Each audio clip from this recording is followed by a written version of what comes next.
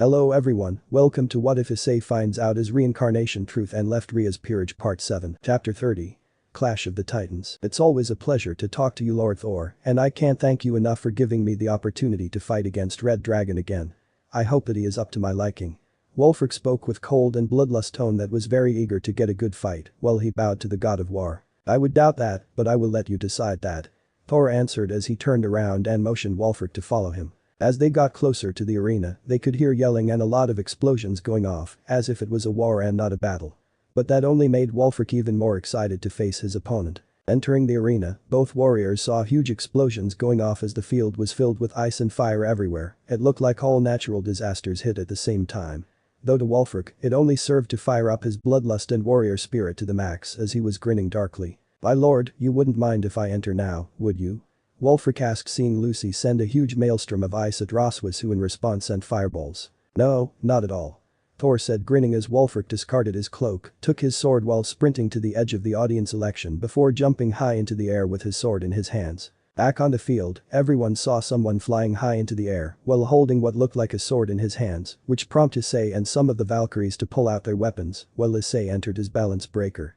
While both Lucy and Roswis quickly pulled back just in time to miss getting hit by the unknown man. As the girls looked at the newcomer, Roswis started to look pale as she got a good look at the newcomer, while Lucy looked at him with a raised eyebrow just before her eyes widened when she saw a blade coming towards her head. Quickly evading the blade, Lucy fired off her lightning, which the newcomer took head-on without even flinching a bit. What?"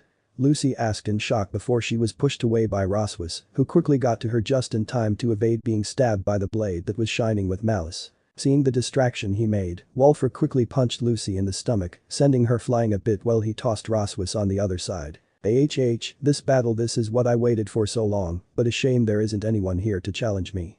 A really sad truth," Walfr said in a mocking tone while grinning with battle lust. Alsa, who was in a gear the whole time, immediately entered the mortal land as soon as she heard the voice that she was sure she shouldn't hear. As soon as she landed on the ground, she quickly took hold of Issei, who was about to attack the man she was dreading. "Issei, don't. That man is way stronger than you and your friend. Tell Lucy to pull back now," Alsa said in an emergency tone as she saw who it was. All the while holding back Issei. "Issei, do what Alsa said. I battled this man before and he is a monster in a true sense of the word." Belzerd spoke next, making Issei nod instantly. "Lucy, pull back now, you can't fight him," Issei shouted to Lucy. "Lucy now quickly," Alsa also shouted, causing Lucy to growl a bit before she quickly retreated to Issei. "You okay?" Issei asked as he saw her a bit bruised but not hurt. "I'm fine love, though that man surprised me," Lucy answered Issei, who was now furious even more. "Boost. Partner, looks like we found out who was sent to fight us," Drake told with a battle lust voice. "Looks like it, Drake, thought I can't help but shiver at the sight of him," Issei replied as he looked at the newcomer who was now at his feet with his blade tightly in his hands with his hair obscuring his face. Walfr caught and roared in anger, making the man to turn around, seeing the might all-father as Odin stood up from his throne. "Yes, my mighty lord," Walfr answered as he lifted his head up to see Odin, who was releasing tons of power, making everyone shiver in fear. "You dare to disturb this? I thought you learned your lesson when we defeated the chaos about what would happen should you disobey me," Odin roared again, making Walfr look at him unflinching. "I don't care for those fools, my liege, I only care for battle and carnage. I thought you knew that, and when I heard that there is a Red Dragon Emperor, I couldn't contain myself," Walfr answered in a dark voice as he turned to face Issei, who was in his armor. "You there, I sense great power in you, you are the Red Dragon Emperor. If you are, come over here and fight me," Walfr roared as he lifted his sword, pointed it at Issei, while his blade shined in a dark purple color. Seeing as he was ignored, Odin was even more angry as he was about to send his attack towards Walfr. Thor stepped in. "Father, I told him to do that," Thor said, shocking his fellow gods to the core. "What? Or I will kill you," Odin said as he prepared to kill his son. "Lord Odin." Hearing Issei's voice, Odin stopped for a bit to look at the Emperor. "What do you want, kid?" "I want to fight him now. He almost killed Lucy, and I will not tolerate that," Issei shouted, shocking not only his team, but also the past hosts of the gear and the dragon himself, while Walfr only smirked darkly. "Ice, don't, you will get killed, he is way stronger than you," Alsa quickly said, while Belzerd only sighed. "What she said, boy, is true, I barely managed to survive him. He is an animal that when tasted blood is going into blood rage." Belzerd gave his 2 cents, but they were all ignored by Issei. "And I don't care about me dying, I promised I will protect those I love and I will do it, even at the cost of my life. Besides, I'm the Red Dragon Emperor, I will sooner or later come against someone who is much stronger than me," Issei said while starting to march forward towards Walfr, who was chuckling darkly at Issei. Come, boy. I Walfr will see that your death is as slow as possible and as painful as I can make it. If you can't defeat me, let's see if you are worthy of the name of Dragon Emperor of Domination, the same name that so many had, but only a few were worthy of it, and I will make sure to let you precious loved ones see you in the most broken state while I make my way with them. The ha-ha-ha-ha Walfr spoke in a cold, dark and demonic voice as his aura erupted from his body and his eyes shined ominous black. Boost, X10. Oh, when I'm done with you, you will beg for mercy, trust me on that. Issei said as his eyes turned green by rage he was holding. Issei told his opponent as he slowly started to walk towards him. If Issei was pissed before the arrival of Walfr, he was now livid. Not only had he watched those close to him fight, but seeing them getting hurt, some even came close to dying, was something that he absolutely hated.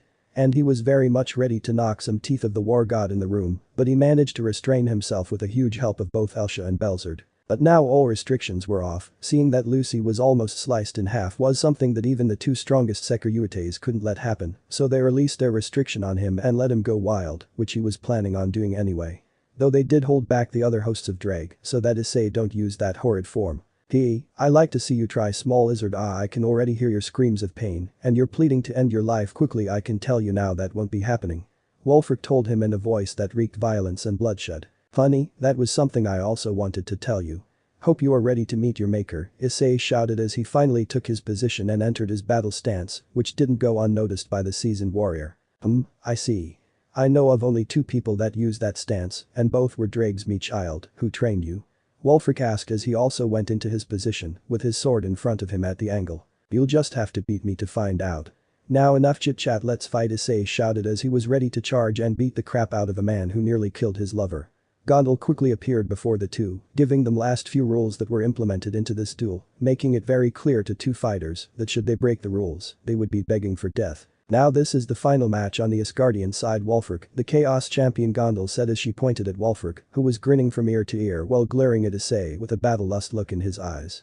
Before Gondal pointed at Issei, who was glaring at Walfr with so much hate that it made some think that it was pure luck that he didn't enter that already. On the Red Dragon Emperor's side, Issei Haidu, the Red Dragon Emperor. Fighters begin, Gondal shouted before disappearing, just as both Walfr and Issei rocketed at each other, with so much force that it made ground where they stood created a massive crater. Walfr was caught off guard at the speed that Issei had, which didn't give him enough time to react when Issei shot forward, not even bothering to defend himself at this point. Jumping in the air, Issei tucked in his legs and drop-kicked Walfr in the chest, sending the giant skidding back a few feet. While the attack itself wasn't powerful enough to damage the mighty warrior, it was just annoying to the man, but Odin's keen eye caught onto what Issei was doing, and he couldn't help but show a little grin. What will you do now, Walfr? This boy is about to teach you a very painful lesson. Odin asked himself, confusing Thor and everyone else, but their thoughts were interrupted by a massive explosion. Issei was blasting at Walfr with his dragon shots, so fast that the champion of chaos could only put his sword in brass, while taking the shoots that grew more powerful one after another. It surprised everyone that Issei was starting to surround himself by a powerful crimson beam of energy mixed in with green. You will die, Walfr, after what you've done. Issei's voice boomed as the brute still didn't manage to get out of his defensive position, all thanks to Issei's fury attacks that made it impossible for him. The barrage of energy shots continued for a few more minutes, with each explosion more devastating than the last one. After it was over, everyone could only gaze in awe at the destruction.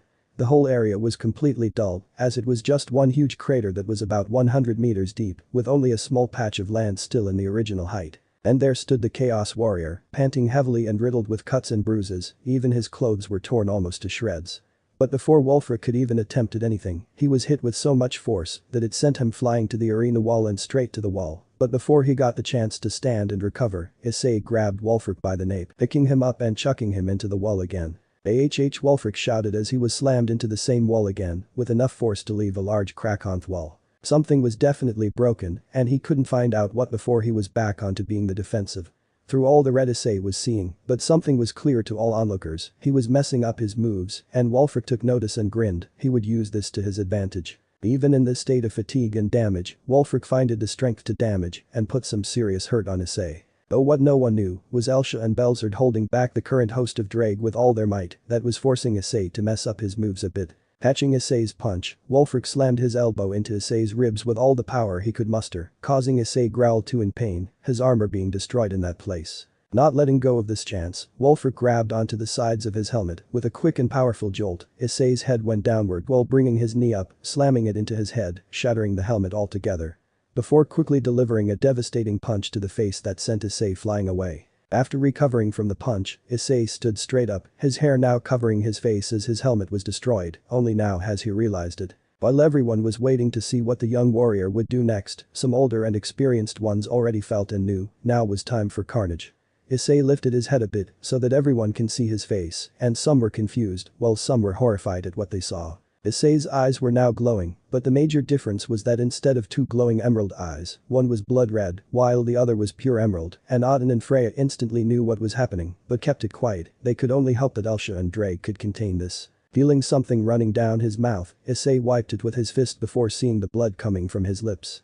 He then felt something that he never felt before, a pure and unrefined feeling of pure hatred, fury, and satisfaction towards this battle. Showing off his feral teeth and sadistic smirk, Issei roared towards the skies with so much power that sent shivers down everyone's spines, both Lucy's and even the sadistic Arnette's spines.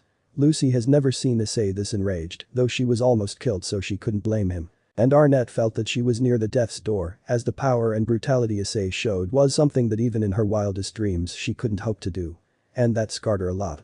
A powerful and mighty Valkyrie who was always ready for a good and thrilling battle, now seemed so scared that she was glad that she didn't have to fight this beast in battle. She was sure that if her or anyone aside of gods and Walfr fought the Security, they would be dead 10 times over by now. The rest of the pantheon, not including Odin or Freya and Issei's girls, could only shiver at fear and the dread at what they felt and cowered away from the enraged dragon, who was about to show them why the Red Dragon Emperor was feared or respected through all the ages and was a force not to be taken lightly. Even gods and other powerful beings respected the dragon of domination for his power and ferocity in battle, and Issei was a perfect example why. Issei's body was now starting to get surrounded by the mixed crimson emerald aura, once though this time even faster before it exploded, revealing his newly repaired armor.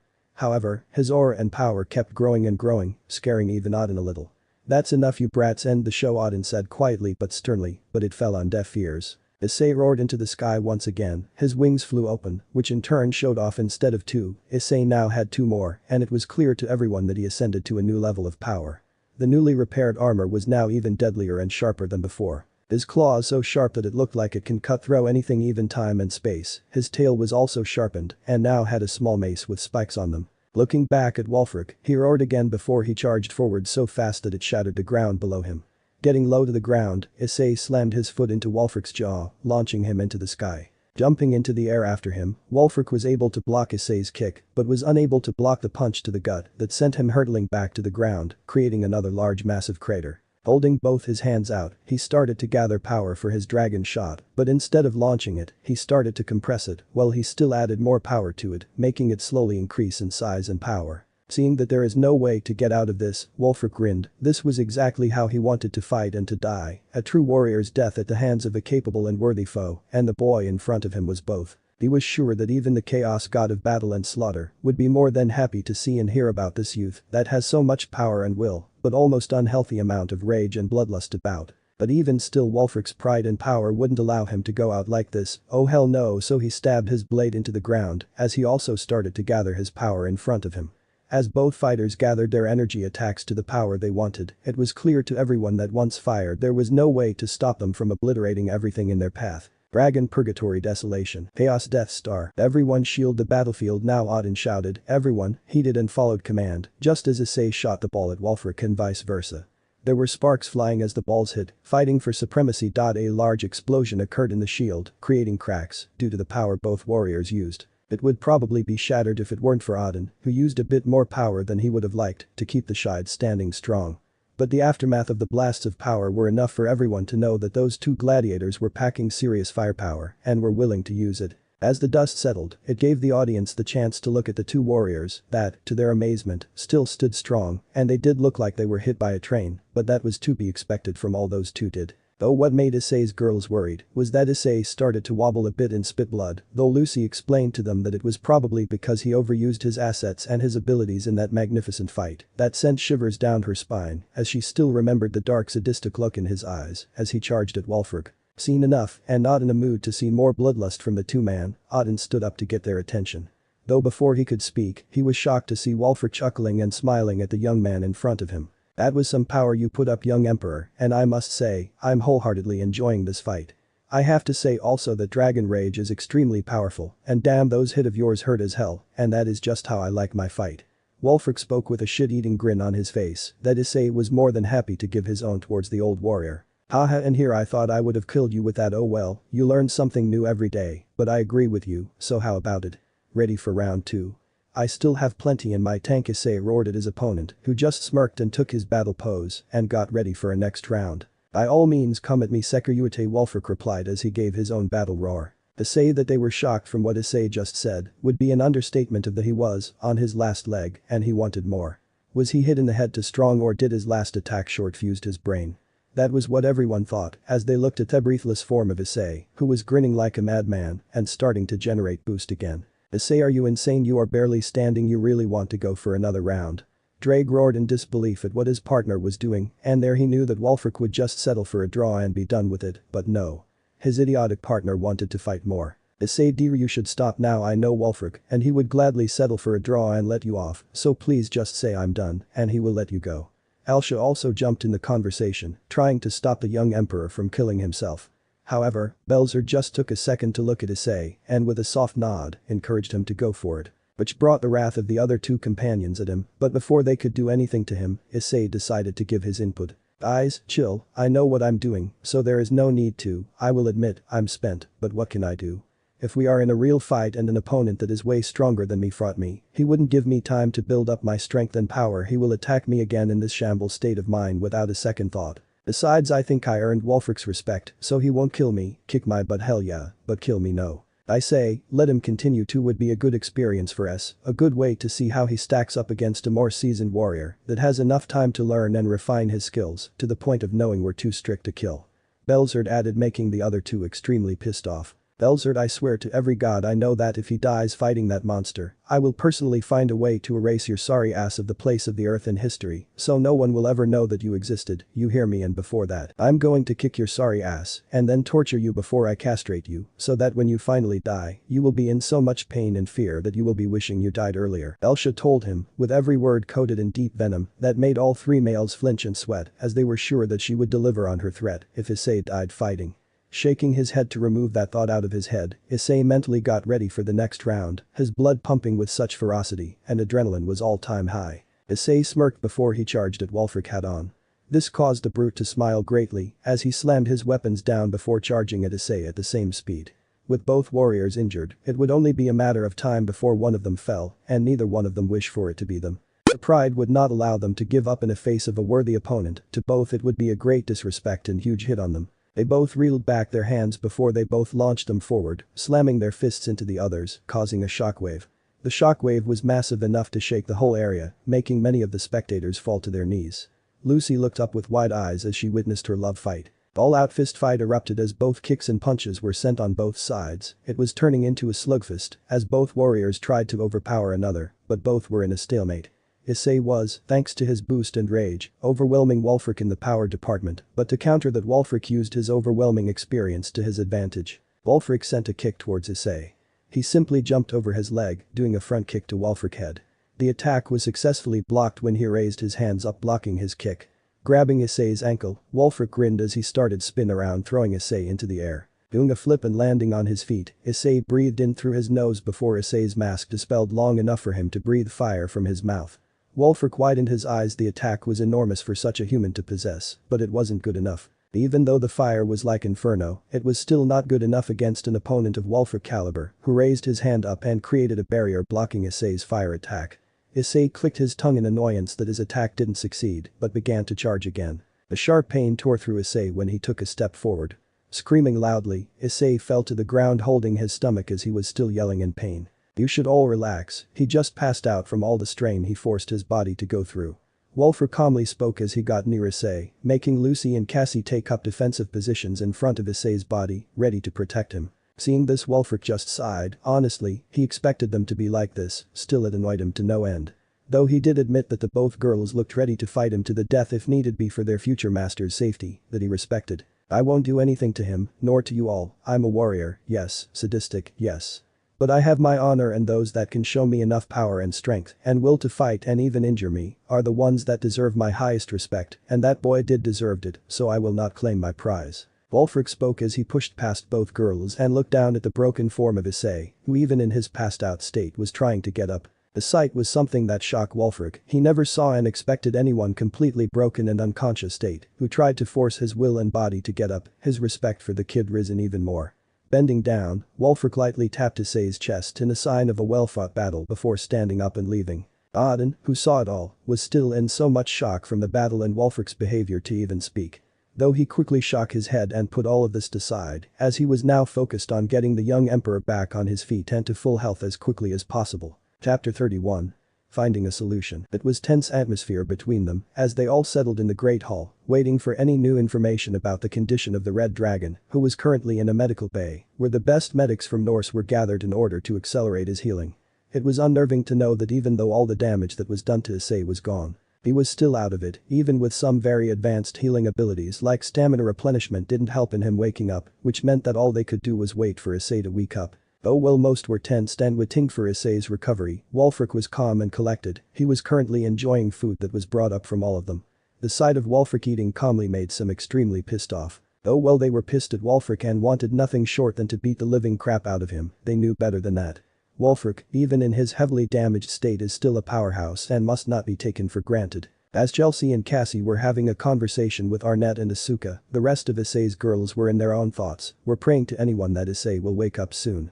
The only one missing from the great gathering was Lucy, who stubbornly refused, to the point of others giving up, to leave Issei's side. Though while it did annoy some, it was understood that Issei was very important to the young Lucifugeris, so they let her be. But they did force her to at least eat and rest while someone else watch over him. Please my love, wake up soon. I don't know what I would do without you beside me. Lucy muttered softly to herself as she lightly squeezes Issei's hand, while her royal blue eyes were on the brink of letting tears fall free. All the North was in worry over the mighty Red Dragon Emperor, who proved his worth and power to the gods of the North. Back in Kuo, things were slowly getting ready for the meeting between the great factions and their guests of honor. But as always, nothing would be as easy or normal well for supernatural standards at least.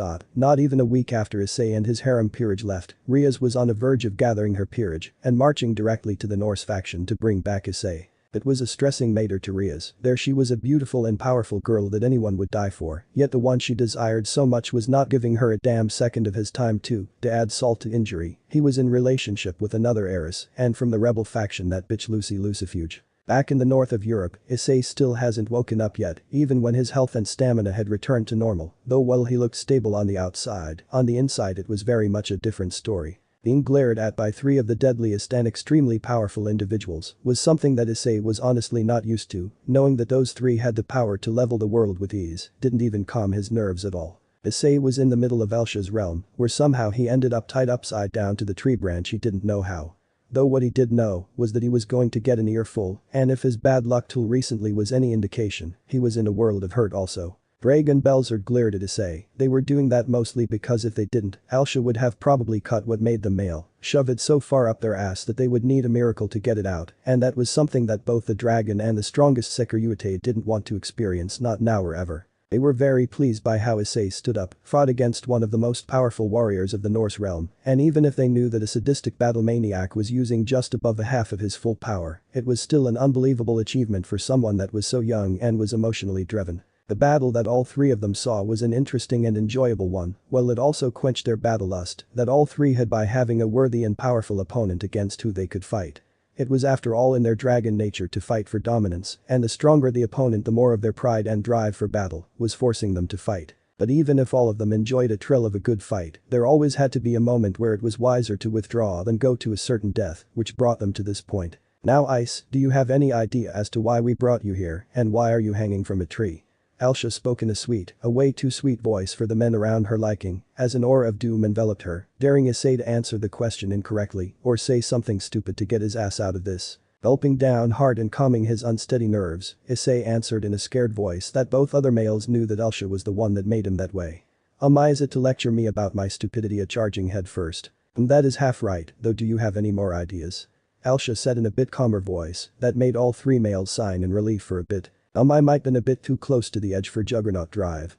Issei innocently said while trying his hardest not to pass out by all the blood going to his brain. Bingo you idiot, now that you know why you are here, it's time for you to know just how far you got to it and what would probably happen should you enter. What I will show you isn't what happened, but what would, so you really know what happens when you go berserk. Alsa said as she snapped her fingers, releasing Issei from his prison before casting a spell and making a huge magic circular at the clearing behind Issei, who was rubbing his nose and trying to get his blood back into his hands and feet. As soon as he was able to get himself back to normal, Issei turned around to see what Alsa has casted, and when he saw it his eyes went wide, his face paled, and his whole body started to shake in fear. In front of him in the magic circular that Alsa created was Issei in what he questioned was a Juggernaut Drive armor.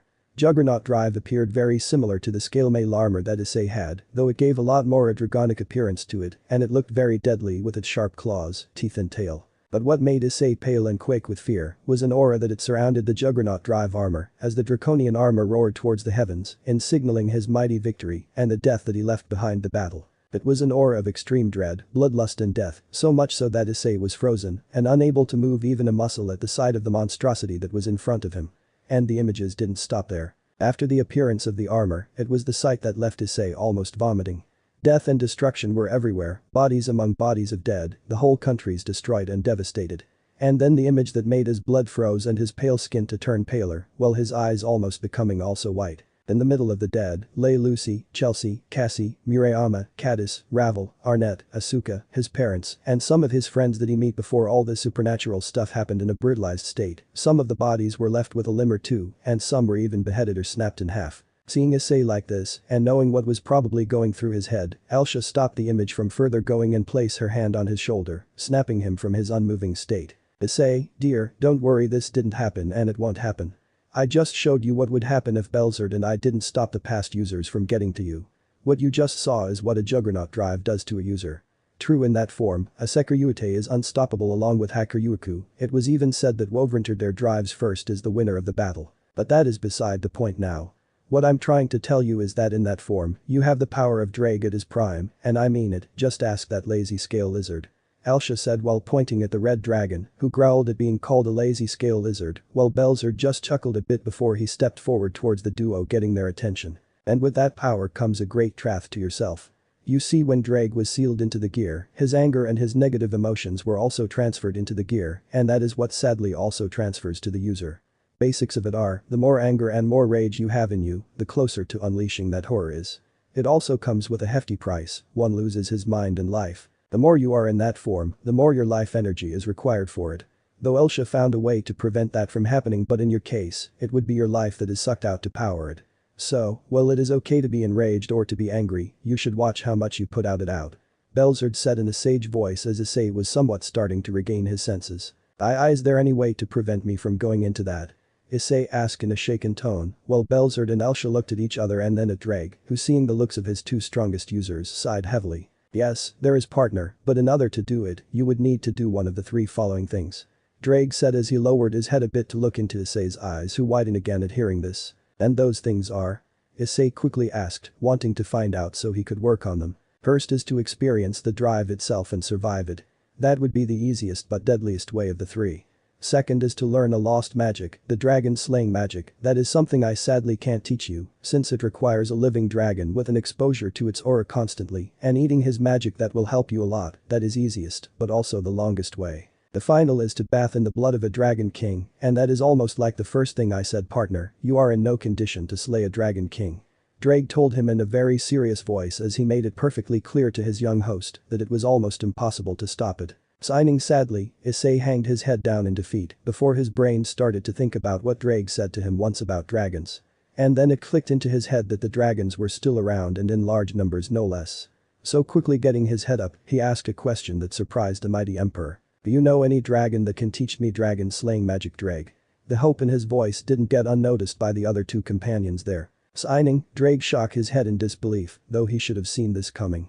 Yes, partner, I know of a few that could teach you, but before you ask who they are, you should know that you can't learn it from any dragon. You must learn it from a dragon king, since I was an emperor, and there are no other dragons with that rank or power, so you must learn it from the second best source, and that is king. Hell yeah, I don't care what I need to do to get the dragon to train me, I will do it, Issei shouted in excitement at the thought of getting rid of that cursed drive and getting a new power. Which after realizing this, the other three also giggled at the thought of Issei getting even more powerful. But Issei, before that you need to get to the Slavs so you can finish the mission that Serziches gave you and to get the weapon. Alsa said calmly after Issei finished his little victory dance that gave them all a good laugh. Yeah, that looks like it's a bit urgent, can't disappoint the other. So Alsa, how do I get back? Issei said before looking at the blonde mage who giggled and snapped her fingers, which prompted a black hole to appear under Issei, who screamed in surprise as he fell through it, all the while cursing Alsa to the ends of the world. Seeing that Issei was away, Alsa turned towards the two other males and gave them a smile before nodding and disappearing, which was quickly followed by other two, seeing as the discussion was over. Lucy was just about to drift off to sleep as her eyes were slowly closing, her head was ever so slightly going down and towards her lover's bed where he still lay peacefully. Well, that was what she assumed before she heard a soft groan followed by a small growl. Hearing this, her eyes snapped open as she quickly looked towards the bed, her eyes went wide as she saw that the object of her tired and sleepless state was finally in the land of the living, and she couldn't stop herself from jumping on top of him and hugging him with all of her might, all the while shouting in pure joy and happiness that also attracted a lot of curiosity as not a few moments later, the door of Issei's room were blown up as Cassie and Arnette rushed into it to see what was happening. Lucy, what happened? Why did Issei, you are awake, Cassie said in a rush before seeing that the silver-haired was hugging Issei, while also having a tear running down her cheek. So, the big bad dragon woke up from his slumber. Oh princess, you might wanna let go of him if you don't wanna knock him out again. Arnette asked with a grin as Issei was trying to his hardest to get Lucy off him so he could breathe some much needed air, which thanks to Arnette's comment, he managed to get as Lucy squealed in embarrassment and quickly let go of him, all the while apologizing to him, which he just said that it was nothing and that he is now fine. Not long after that, others also entered into Issei's room and were pleased to see that he was finally back, though before he could be released from the room, Odin told him that it would be wise to have a checkup from the medical team that was taking care of him just to be safe. Seeing as it was nothing to get fussed over, and he didn't want to be rude in front of the leader of Norse faction, Issei nodded while everyone left, all the while dragging Lucy, who refusing to let go of Issei, though Issei just pat her head and whisper a few words that made her blush madly and started mumbling some nonsense, leaving Issei to chuckle at how easy it was to embers his future queen. It didn't take too long for others to hear footsteps coming towards them, they all seated at the long table in the great hall, chatting among themselves, and after a few more moments, all of them could see the huge iron and wood doors opening as they revealed Issei Haidu, looking perfectly healthy and with a huge grin on his face. And what surprised some was that even Alsa in her golden armor was beside him, having a smile on her face as she giggled at something Issei told her, no doubt. Yo everyone, sorry to keep you worried. Issei stated as he made it to the table where Odin instructed him to take a sit down, which he did. While Alsa bowed to Odin and Frigg before telling them why Issei was in a coma state. Lord Odin, Lady Frigg, Issei was in a coma state because I put him into it to discuss some very important matters and to make him understand what would happen if we, as in Belzerd and I, didn't intervene during his fight with Walfr. By the way, I'm glad to see that you didn't mellow down in this time of peace, Walfr. Alsa said, making some glare at her, some to look in surprise, while the other looked confused. While Walfr grinned at the female general with a feral grin, which she returned in kind. And what is that important matter that you discussed, dear, if it isn't a secret? Frigga asked in a motherly tone, snapping Alsa from her staring contest with Walfr. Why, of course, Lady Frigga. What we spoke with Dragon Belzerd is that during a fight, Issei was extremely close to entering Juggernaut Drive. Alsa said before being silenced by shouts of surprise and disbelief, though they were silenced when Frigga lifted her hand, stopping any more comments and words. Juggernaut Drive, you say? I thought that it is unstoppable, and it's very hard to stop a wielder of booster gear from entering it when he gets to some limit of rage. Frigga said calmly while her eyes told Alsa that she was unnerved by this discovery. Yes, my lady, that is what I said.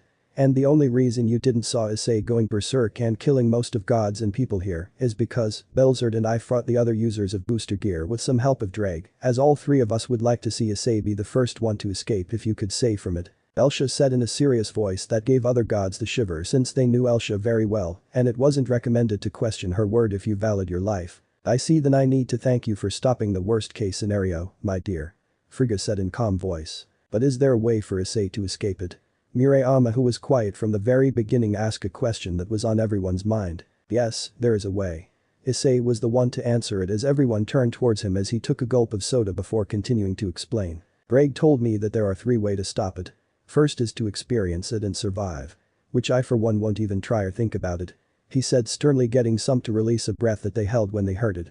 The second is to learn Dragon Slayer magic, which will help me, and the third is to bath in Dragon King's blood, which is to drag as visibly as surviving Juggernaut Drive. As he finished his explanation there was silence as everyone was in shock. Some mainly older gods because they knew what learning dragon slaying magic meant. while others were about the other two way to remove the curse, which one was deadliest than other. Interesting. Walfr muttered quietly while his face once again featured a battle-lust grin as his eyes shined with the prospect of having an even more excitement match against the Dragon Emperor. So, I guess you will learn dragon slaying magic, Issei. Odin asked as Issei nodded his head towards the faction leader. Then I have something to offer you once we meet at the peace meeting, Odin said with a grin, making Issei smile as part of his mission was successful at least. Though that is for later, I'm here to tell you that in order to gain the weapon that Alsa wielded you need, as mentioned, go to the land of Slavs, but your first destination must be the city of Warsaw. There you will be meeting the Slavic god of underworld and one of the three most powerful gods. God Vels. Now Issei, I must warn you. Odin spoke in an extremely grave and serious voice, making it very clear that this was of utmost importance. The Slav gods may look weak, or they may look like they simply don't care or are fooling around, but that is just a mask that they put to judge anyone that wished to gain something from them. In fact, they are completely opposite of that and will, if insulted or not shown respect, kill anyone without a care in the world. And they do not care if they go to war with devils or anyone else, since they know they could contend with them, and the more bloodlust they feel and the more blood they spill, or the battle is more gruesome, the more they want to fight. I know from experience, as I had a privilege to watch them in a war, and I had to say that they made good on their promises of destroying an entire faction, because they insulted and even sacrificed their followers. Also, I need to mention this, well, we here in Asgard have two units of, you could say, bodyguards, the Valkyries and Asgardians. All three of head gods have their own units. I think you heard of them. For the west it's Winged Hussars, for the east it's Perrin's Royal Guard, and for the south they are Order of Red Dragon. Odin said, making some younger gods of north to turn a bit green as they knew from the aftermath of some battles, the sheer brutality that followed those elites of the elite units of Slavic lands, and they could only shiver in dread and fear at what would happen if all three gods decide to march all three of those killing machines to the battlefield. And they then remembered that Alsa was in command of one of those death-bringing units and could only cower a bit from her, which brought her to grin at them, making her even scarier. Now on to Vels. Well, yes, he is the god of underworld, he doesn't have many needs and is, in fact, a very good to us and is helping a lot of his followers and many other gods in need. All you need to do is show him respect, and if he indeed needs something you do it without a question, as he is on who could sway Perrin to help you, and if you can get him on your side, you can be assured that Perrin will talk to his brother, the god of war that is in the south, to ease a bit on his test that will sure to be even more gruesome or dangerous than what we put you all through. Hearing all this, Issei could only gulp in fear, as he could see that even some other gods and even Walfr shivered as Odin spoke about the Slavic god of war. And if a mere mention of him sent shiver down some of the most sadistic and powerful warriors in the realm, then the god that is mentioned needed to be extremely powerful and ruthless. On my guess, I will need to go to the west first if I don't want to die gruesomely right and have a chance. Issei asked, only to get a nod from the All-Father. And you don't have to worry, the messenger was sent from us to the west to let them know that you are coming, so you won't have any problem in entering their lands. After all, even if you are with the Devil's faction, Slavs respect and honor their allies and will not do anything to ruin their alliances if they can help it. I will also be sending Asuka and Arnette with you, so that will reinforce your claim, as the Norse representatives will be there. Now you go and prepare you to leave in a day. Odin told them as they nodded and left, leaving Odin to think about an upcoming meeting with his old friends and some new blood that will sure to be interesting. Chapter 32. Something's best forgotten. As Issei and his companions prepared for the upcoming trip to Poland and its capital to see the Slavic god of underworld, Issei told Lucy to go and call the girls to come to his room so that they could discuss what are their plans and to finally get an explanation from Cassie about her past that hunted her and to see if there is any way to help her. Nodding her head, the mighty heiress did what was told through on Issei's request. She didn't told the girls why he was calling them, and not half an hour later Issei's group was assembled in his room, still not knowing why they were called, and the person who called them wasn't there. Though just as they were about to go and search for him, Issei entered the room with two plates, one with drinks and other with some small snacks, where there was everyone's favorite on it. Seeing them all there, Issei smiled as he put it down on a small coffee table, before leaning on the wall looking at the girls who were a bit unnerving at his serious gaze. And they knew that what was about to be said would be indeed serious. Well, I'm glad that you all came here. Issei told them with a smile before he chuckled at hearing Caddis mumbling about him being an asshole for even thinking about them not coming. Now I called you all here to discuss about the trip to Poland and something that I personally think is way overdue, but better late than never. It's about Cassie and her past. Issei said sternly as he heard Cassie gasp before lowering her head and giving him a nod. Good, now first is a trip. From what I gathered from Alsa and Odin, we should be at the border of the realm around noon. From the border we will be escorted to the capital by a squad of winged hussars and a battalion of the regular army. I was instructed to tell you that whatever happens to stay calm and do not show any aggressive behavior, and that also applies to you girls. Issei said while giving a small glare towards Lucy and Cassie, who whistled in innocent before he looked at all the girls who all nodded their heads. As you heard, we will also be going with Arnette and Asuna.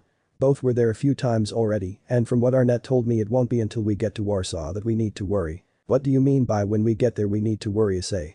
Cadis asked as she took a few bites of a chocolate bar. Yeah, I don't get it either. I thought we need to be wary of them from the beginning. Chelsea said as some girls nodded their heads in agreement. Yeah, well, that would be true if the one that commands this squad of the elite unit isn't Asuna's fiancé. So even if he would be a problem, Asuna is there to help us, and we also have Cassie's new rival, Arnette, on our side.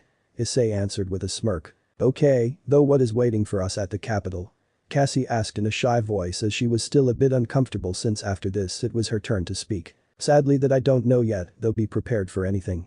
Issei responded with a sigh while pinching the bridge of his nose. Well, either way, expect a good thing, but prepare for the worst case basically.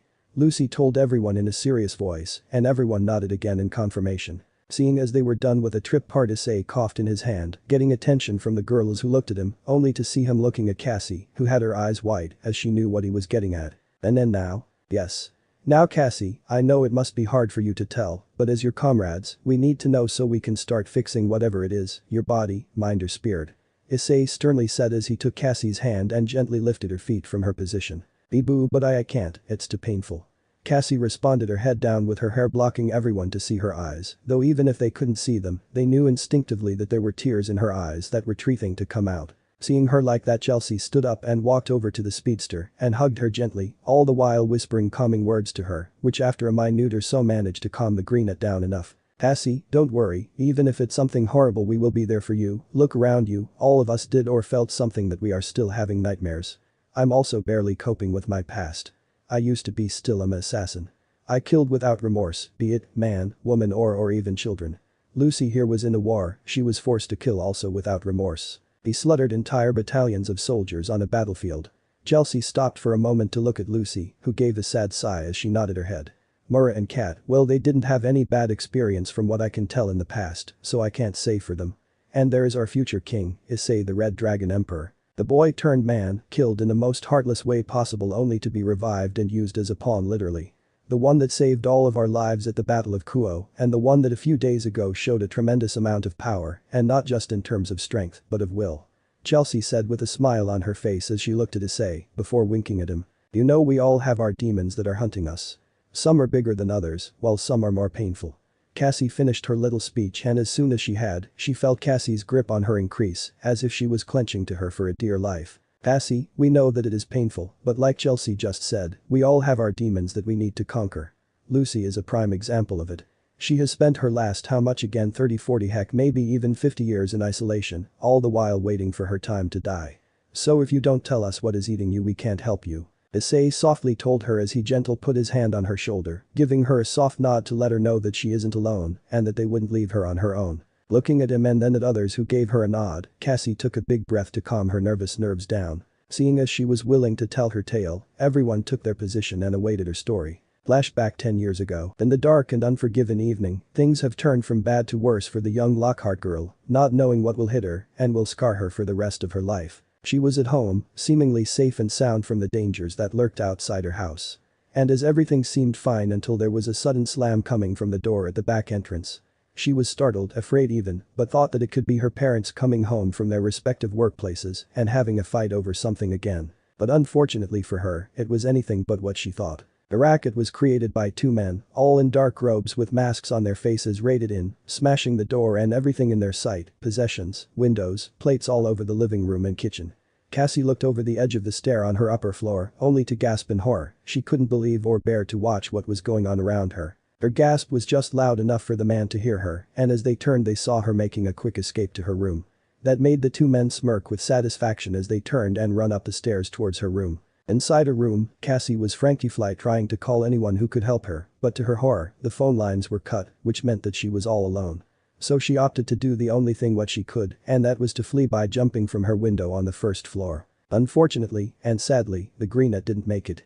As soon as she was close to the window, the door of her room was blasted open, and she could even think she was grabbed, bundled, gagged, taped and tied up, all thanks to the quick work of two cloaked males that intruded her house. They made an even quicker exit, taking a bandaged Cassie with them and throwing her into the back of their old worker's van before locking it. "Are you sure she's the Lockhart girl?"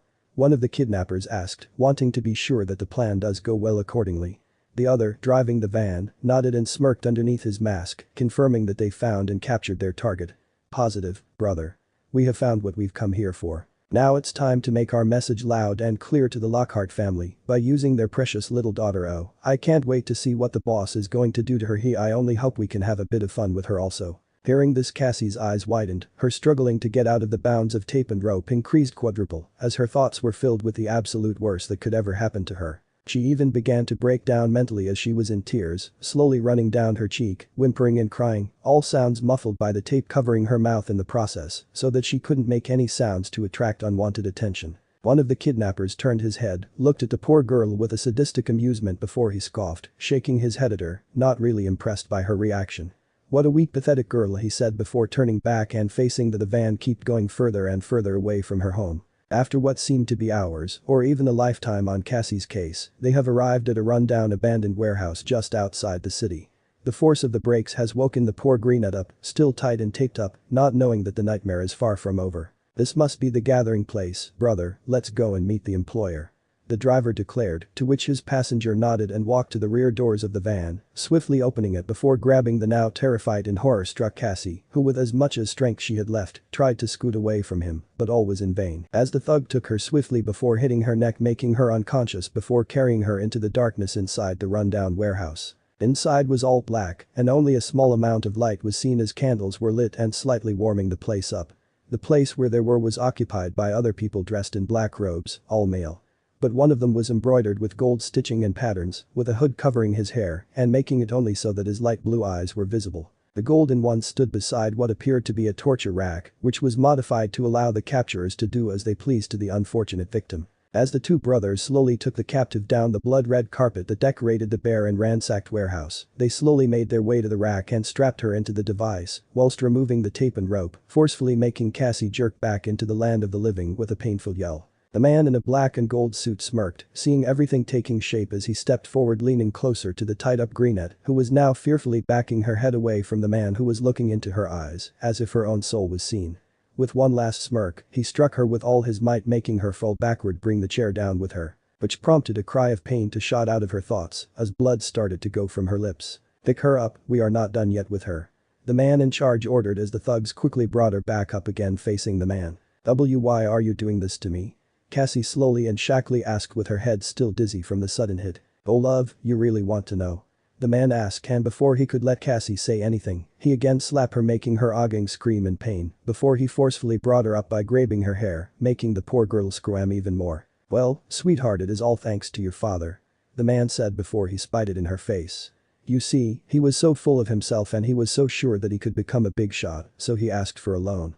Now that wouldn't be normally a problem. But you see darling, we gave him $3 million, and as any good business we gave him a year to repay me, but as soon as he got the job running he didn't pay back, so we are going to use you as a way of getting my money back," the man said as he again struck Cassie with his free arm, who was now on a borderline of going unconscious again, but what she heard sent chilling feeling down her spine. "I'm sure I and my boys here are going to enjoy you. You are very well developing for a preteen. Don't worry, maybe some of my men would go easy on you. Well, some of them at least, maybe." The boss finished with a dark chuckle as he was sure he was going to enjoy this, while Cassie was in tears. Flashback end. All the while Cassie was telling her story, the group around her were filled with sorrow, anger, hate, horror and a lot more. Though while the girls were in horror at hearing this and guessing what had happened next, Issei was very close to exploding in pure rage. He was extremely pissed off and ready to go wherever was needed to kill the ones that did those unspeakable things to his friend. Sure he was, and if he is honest with himself, still is a huge pervert, but even he wouldn't, even in his most darkest and vile thoughts, think or do those things.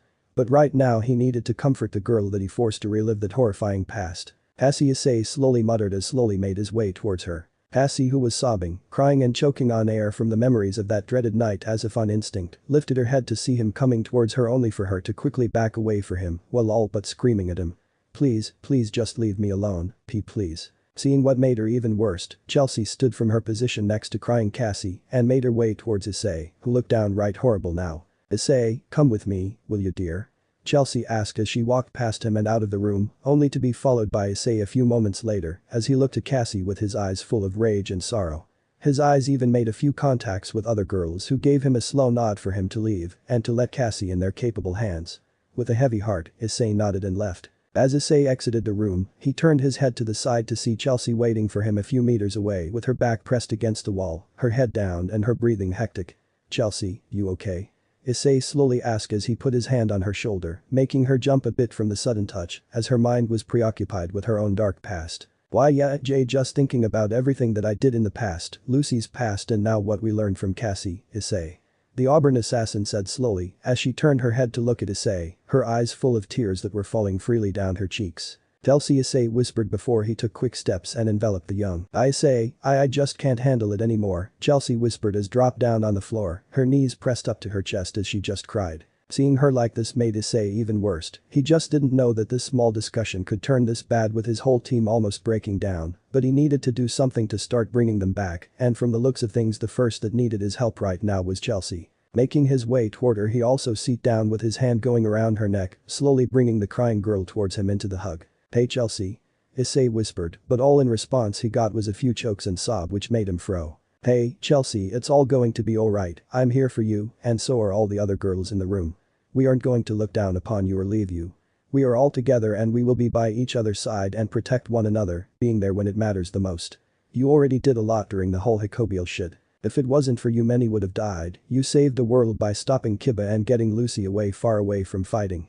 And I won't leave you, especially since that crazy chica Kame is still out there trying to slice both of our necks." Issei slowly said as he rubbed her silky smooth hair, slowly making her sobs a bit lower as she looked up into his eyes, her own blood red from the tears. "Why you are not laying to me? Why you will be here for me? Why you won't just leave me?" Chelsea asked, her voice shaky as her eyes looked directly into his to see if he was going to lay to her. "On my name and honor as a dragon emperor, I, Issei Haidu, won't leave you or anyone behind. I will always be there for you, Cassie, Mura, Caddis, Lucy, Alsa. Whatever you need, want or desire, as long as in my power, I will do it for any of you. I will be your shield, your support pillar, a shoulder to cry or an ear to listen to whenever is something wrong or you have some kind of a problem." Issei answered her with passion as his eyes showed love, will to protect and make her happy. Hearing his answer and seeing the resolve in his eyes burning, Chelsea with her unsteady hands gripped the collar of his shirt and with a yank lowered his head just enough for her to kiss him on the lips, effectively shocking Issei by her sudden action, though his shock lasted short as he heard her giggle a bit, her cheeks and eyes still puffed from crying. "Well, you can start doing what you just told me by making me an official member of your peerage when you get your pieces, my dashing king," Chelsea said with a beautiful smile, to which Issei grinned and took her lips, which made her turn to be shocked. "It will be my honor to have you in my peerage, my vanguard, Chelsea Dalton," Issei declared with a grin. "And it will be my honor to call and serve you, my king, Issei Haidu Lucifuge," Chelsea said with a smile as she lowered her head on his chest, enjoying the warmth that his body produced. While this was going on, Lucy was silently watching the scene with a smile on her face. He, Issei, managed to bring her back from the brink of self-destruction. He now saved Chelsea. She didn't have a doubt in her mind that he will do the same for Cassie when she calms down a bit. "Now, remember what I've told you, as soon as you cross the border, you Arnette or Asuna do the talking. You're already almost there," Freya said in a calm tone while teasing the two Valkyries. "Like I had a choice in the matter. You know how she gets when she has a chance to go to her darling," Arnette said while smirking at Asuna, who was a blushing mess at this point, and the sudden interruption made by Issei and the girls was not helping, especially since she saw a huge knowing grin that was thrown towards her from Lucy and Chelsea. She had a suspicious that the silver head heard it while the auburn girl was no doubt spying them, but it looked like Lady Freya ignored her or simply let her attend it, since nothing especially secretly was told. "Lady Freya, we are here as you requested. I do hope we aren't interrupting you," Lucy calmly said as Freya nodded her head with a smile. "Oh, my dear, not at all, I was just finishing here. Though now that you are here it will do you also good to hear it," Freya told them as they paid even more attention to the Queen of the Norse. "Now, Red Emperor, as I was just telling Arnette and Asuna, when you cross the border let them do all the talking. They are familiar to the guards and will have an easier time. Also, when the wing hussars appear, try to be as friendly as possible and do whatever they say. After all, you are in their home, so you must follow there. Before I forget, there is a universal rule for East, West and South Slavs. Whenever you're given to eat or drink, you must take even a bit of it as not to disrespect the host. It's their tradition, so better follow it, though a fair warning, their drinks pack up a nasty punch," Freya said as Arnette started to laugh. That is an understatement of the millennium, my lady. You know full well how Thor and others were after a drinking match against those monsters, hahaha. Arnette laughed along with Asuna, which was quickly joined by Freya, who was giggling at the thought of her sons and husband being dragged back to the city by Perrin's royal guard, some red dragon knights and a few of wing hussars, who were grumbling about how they lost a stupid bet and were forced to deliver them back and all that. But what was the funniest thing was when they delivered them, they just dropped them, like sacks of potatoes, and left while swearing a vengeance on their fellow comrades for this. Ah, yes, that is still something that I'm keeping over his head when he goes out with Azazel. Freya said, stiffing her giggles as much as possible, though she failed miserably seeing the confused faces on the Red Emperor's host. After calming down a bit, she explained what happened in the ass-kicking that she gave Odin and Thor, which made Issei and his company to laugh while sending Asuna and Freya into a struggle to find breath, while Arnette was on the floor laughing and remembering the scenes that were outside battle, her dearest. Finally, managing to calm down enough, Freya, along with Arnette and Asuna, brought Issei and his group to Odin, who, seeing his wife and his two bodyguards having red cheeks, couldn't help but not raise an eyebrow, which prompted Arnette to suppress her laughter with Asuna to giggle, while every so often hitting her in the ribs to stop her, which didn't help at all and only made her laugh even more. You know what? I won't even bother to ask what you three did to have you all so red, but that is for later. Odin said while having a good idea about what was talked, and he was damn sure he didn't want to find out anytime soon, since he had a lot of bad luck when it comes to Freya and Arnette. Now Arnette, I have a special mission for you, it is important that is done. Odin said seriously, making Arnette stop her laughing to look at the Allfather seriously. And that mission is, my lord? Arnette asked quickly, wanting to know what to prepare for. The mission is to follow and act as Red Dragon's bodyguard until you reach the east. From there you will get your own team that will be sent to you for the annual parade that would be held in the capital at the Red Fortress. I received a message from Perrin, he wished to put together the most grandiose military parade ever held. He even invited other realms to come, such as Greek, Roman, Hindu and a few more that would hopefully come. He also said that he would hold a tournament and the winner of it would receive a dragon scale armor made from the oldest dragon scales that they had. Odin said, making Arnette's eyes shine brightly as her grin slowly started to creep onto her face. That slowly started to terrify the old god, as he knew that what he just unleashed onto the world would be a catastrophe. And could only pray that Arnette doesn't go overboard. Oh, that would be done without a problem, my lord. Arnette said in a sing-song voice, terrifying everyone present even more than her crazy bloodlust grin. If I could say something, Lord Odin. Issei questioned as he was silent till this moment, seeing as it wasn't his time to speak. Yes, Red Dragon. Why would Arnette need to be my bodyguard? Issei asked, a bit irritated at the thought of having someone looking over him. Ah, I see what you are asking. Well, to answer your question, you can say it is a tradition that both Norse and Slav faction developed during our time as allies in the war against someone that I really hope you don't ever have to face, my boy. It was a decision that stuck after it and become something akin to the tradition. Odin said calmly as Issei calmed himself as he heard the answer of the old geezer. Well then, I can't complain too much about it. Good, since you're scheduled to leave in 2 hours. I suggest you all relax and enjoy the city. Oh, and everything you would want is on me, so go and take anything that you would need or want. Odin said with a calm voice as he smiled at Emperor's peerage that had stars in their eyes as they heard this. Are you really okay, Lord Odin, with us buying a lot of things? Lucy asked, a bit confused as to why the mighty god would do that. Well, young Lucifuge, think of this as my way of saying sorry for all that we put you through. Oh, an emperor. Odin answered the silver beauty before his attention returned to Issei. Yes. There is someone who would want to have a few words with you. Go down that path and you will find him. Odin said with a bit of anger in his voice as he pointed the road behind Issei. Okay, well girls, have fun shopping. I will see you in a bit. Issei said as he started walking away from the girls, who waved back as they went the opposite way. As Issei was making his way towards the mysterious person that wanted his presence, he couldn't help but feel a bit of dread coursing through his veins. After all, he didn't know that many people in Asgard are Norse faction as a matter of fact, and those that he knew were left in the room that he just exited, so that left him with only those that wanted his guts, and his gut was telling him that he was about to meet someone that wanted his head. As he was getting closer and closer to the end of the corridor, he could practically feel the power of chaos that he felt before. But unlike last time, this time the power was unleashed and it was suffocating him as his instinct screamed at him to turn around and run far away. But against his better judgment, he pressed forward and exited the path that led to the huge balcony that was overlooking the city, and at the far side of it, there stood Walfr in his battle armor and weapon at his back. As if feeling his presence, Walfr turned towards Issei and grinned as he waved him to come closer to him. This power, it was a long time since I felt it, it looks like the end time is coming closer and closer. Belzard said in Issei's head, making Issei confused. What are you talking about? What end times? Issei asked. Issei, trust me when I say this, you don't want to experience that, but knowing our luck it's something that we can't curve around. I will tell you more when we are somewhere secluded.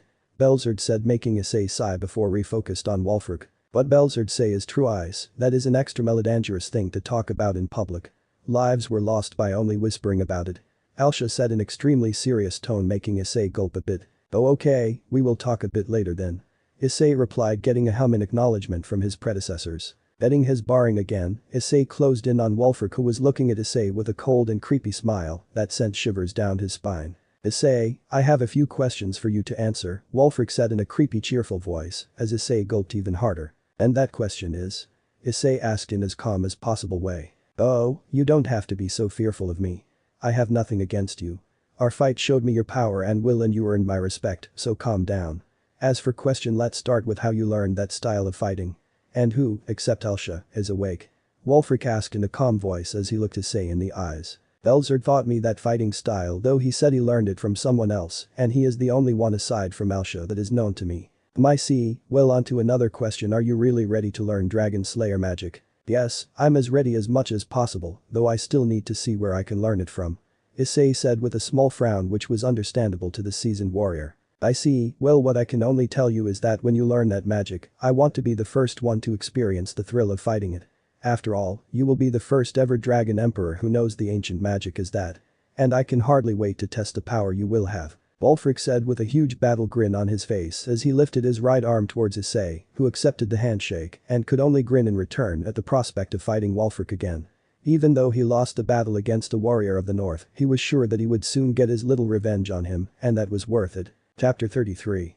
Welcome to the West. Soon it was the time for departure, and it was led by Arnette and Asuna, who, while one was happy to soon see her fiancé, the other was grinning like a madwoman at the thought of a few good battles that would soon await her and her team, and that brought a low chuckle from her that made a few people step a good few steps away from the crazy red hair. It took about 4 hours for the newly formed group to reach the border between the factions. As they were crossing it, the group heard the trumpets of war blowing. No matter where Issei and his group looked, they couldn't find where the sound was coming from or see where the troops who blown the horns were coming from. That was until they looked at Arnette and Asuna, who were looking up in the sky with one having a huge smile while the other had a small smirk on her faces. Looking up, the group was left speechless as what they saw was a sight to behold. At least 50 winged Pegasus that were decked with all sorts of armor. As the company of soldiers started to descend towards the group below, Arnette decided to give her charge final info that would benefit them. Listen up, guys. Well, both Asuna and I know them very well and are friends. You must remain proper, oh yeah, and you need to go through a few exams to see if you can enter their lands. We all did it, so just so you know. Arnette said with a smile as she turned and watched as Asuna flew towards the first knight that landed, almost making him fall from the horse from the impact. Honey, I missed you so much, Asuna shouted, making a few knights and Arnette laugh out loud at the never-boring moment between the Valkyrie and the winged hussar that was struggling to get up. I miss you too also, dear, but can you let me go? I have a few things to do beforehand. The knight asked, making Asuna pout, but complied as she helped him up and hand, made her way with him towards Issei and his group. As the duo approached Issei, he could tell that the one who was holding Asuna's hand was the captain of the regiment. His black armor and dual swords on his back were enough to tell him that, while the unit looking from the other soldiers were more spear-orientated, this warrior was sword specialist and a good one at that, as it was not easy to wield one let alone two. Hello and welcome to the western parts of the Slavic lands. I'm Kazuto, the captain of the 33rd Winged Hussar Regiment, also known as Quick Stab, and the one that will escort you to the capital. Kazuto said with a small bow as Issei stepped forward in front of his group with a small grin on his face. My name is Issei Haidu, Red Dragon Emperor, and this is my group. Issei said with a small bow as he introduced the girls one by one to the young captain, who politely introduced himself again. Well, now that the pleasantries are over, let's get down to the business. I heard that you guys are here to talk to Lord Vels. Well, I would like to escort you there now. We need to do some tests on you so we can know that you are legitimately here for that. Though don't worry, it's nothing severe, it's a simple process really.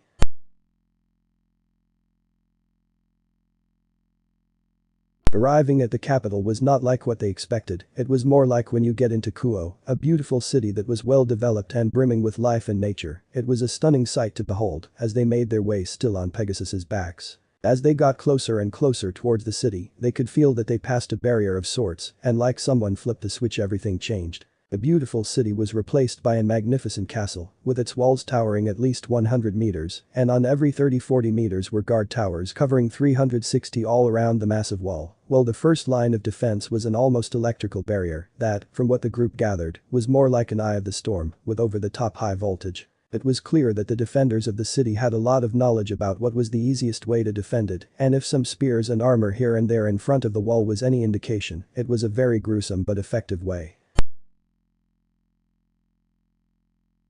The shout was easily heard from the walls as the hole appeared in the barrier, letting the group to enter the city without a problem. Entering the royal city of the west was easy, as it was already known that the group was going to come, and being brought with the winged hussars was a signal to the inhabitants and the guards that their ruler was awaiting them, and it was extremely poor for the ruler to wait. As they closed in towards the royal citadel, they were greeted by, from what Isay told them, were the elite of the elite winged hussar troops, the Griffin Legion, a personal guard that has over 1,000 victories and are only sent to the front line if the situation on the front is so gruesome that it's almost catastrophic. Oh well, those warriors are extremely rich in experience, they still train for over 10 hours daily, just to stay and improve their already extremely immense powers and skills, and are some of the battle-ready at any time troops for Lord Vels to call upon should the situation request. And even from the distance, everyone from Issei's group, even Asuna and Arnette, could easily tell that even if they all combine, it would be a hard-pressed battle to even defeat a single soldier from Griffin Legion, let alone more, and they could see there were almost 2,000 of them. Don't worry, they are all good men. Some of them are heroes, kings, warlords and even regular soldiers that impressed the Lord Vels with their deeds and or behavior, even to the defeated or wounded, that made them pick champions of Griffin Legion. Some of them even trained me in swordsmanship, and while some trained to train me in magic, I can tell that that's not for me. But if you ever need advice, they are the best source of it. Kazuto told them with a smile as they were at the foot of the citadel, where some members of the legion started to approach them, making Kazuto fall to his knee, which was followed by others. The man was wearing golden armor similar to that of Alsa's, but was clearly oriented towards the west faction of the Slavic, was a bit shorter than Issei. He had white hair with a long white beard with a few scars on his face, while his eyes were a hardened brown color, showing that the old man saw a lot of the world and had a lot of knowledge of how things run. He, in his hands, held a short cavalry sword that was an obsidian colored with a few feathers, from what the group could say was griffin, on the handle that was made from pure gold. All in all, the man before them was impressive, and the power that they could feel was even more so, as they felt if the man in front of them wanted he could easily squash them like bugs, even if they all combined together. By Kazuto, it was a long time since I saw you indeed. Oh, and I see that you brought company with you. Vladislav said in a soft and gentle tone as he smiled at his old pupil, who he could easily say was the best he ever trained. Before he directed his eyes towards the rest who could only look at the powerhouse in front of them. Yes master, here is Red Dragon Emperor and his team that came from Norse with Arnette and Asuna as their bodyguards. My regiment was appointed to see them escorted from the border to here to meet Lord Vels. Is the lord in the citadel by any chance? Kazuto said, making the old man nod before grinning a bit at who accompanied from Norse. Oh, and I was wondering why Lady Faye wanted your company, but looks like I found my answer, haha. Vladislav laughed a bit while making the lovers blush a bit before he composed himself. Oh, and where are my manners? I haven't introduced myself towards the Red Emperor and his entourage. My name is Vladislav of the Piast family. Ruler of Poland in the medieval age and now the Grand Commander of the southwest part of the Slavic lands. As well as the commander of the 12th Griffin Legion. It's a pleasure to meet you all. Vladislav said while chuckling as he saw some girls look at him like they saw a ghost, which from what he could figure out was due to them being from Europe. But how are you still alive, sir? We learned that you died in the 14th century, Cassie said while being white as a ghost, making Chelsea and the kendo duo look at the man in awe. While Lucy just shook her head as she knew that he was revived by the god of the Slav. Ah, well that is because I was resurrected by Lord Vels to be one of his royal, as you can see, I'm still here. But onto your question, Kazuto, no, Lord Vels is currently at Moscow preparing the parade with Lord Perrin, so I suggest you head there, though before you do that please stay the night here so you can recover your stamina. I know how tiresome it can be to go from one capital to another, even if you have magic at your rest. Will inform the Lord Alexander Nevsky, the commander of Boyars, that you are coming, so that he will know and tell Lord Perrin and Vels to expect you. I'm sorry for this, Red Emperor, but it was something that we didn't expect for our lord to be summoned by his brother. I hope you can forgive us for this. Vladislav answered with a smile, making everyone nod in Issei to say it was not a problem at all. So, I guess we are free to explore the city then if it's not much of a problem.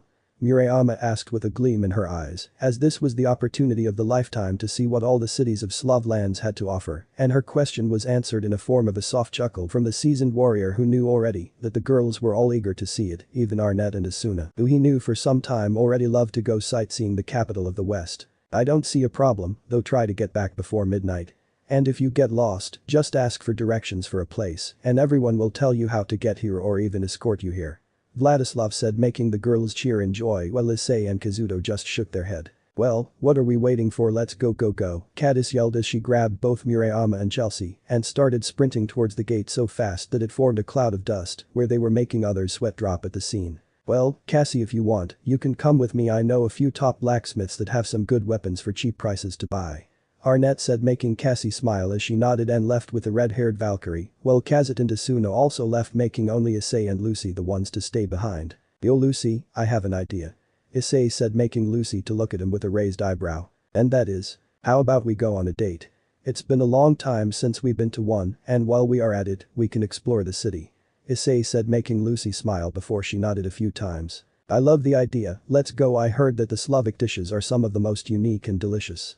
Lucy said as she took Issei's hand and started to make her way away from the citadel, while in the background, Vladislav just smiled at the scene that he saw. Ah, young love.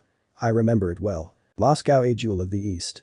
A true third Rome that even the great Constantine would be proud of, the city that was made to rival both Eternal City and the Queen of the Cities. Through the long history of Moscow, it was a site of many events that turned around the course of history. And even now, in the time of relative peace, it's still sending silent but powerful signals that it will again, if need be, show its power and defend its lands like how it always been. Though the show-off force that is currently underway is truly a mighty host, but it is a grain of sand in the sea of it. It was a time of the grand parade, a show of force and a reminder, as well as a promise to all, that if need be there will be hell to pay, and the day of reckoning would commence if they felt threatened. Though to anyone who even have a bit of magic in them, could almost immediately tell that even though the weapon and rows upon rows of equipment and men was the least of everyone's worries, since the true power of the Slavic faction was about to be shown, and Issei and his party could barely take even a whimp of breath, as the magic was so terrifying and so powerful that what they felt was nothing compared to this. And just as expected, they saw what made that powerful, overwhelming presence.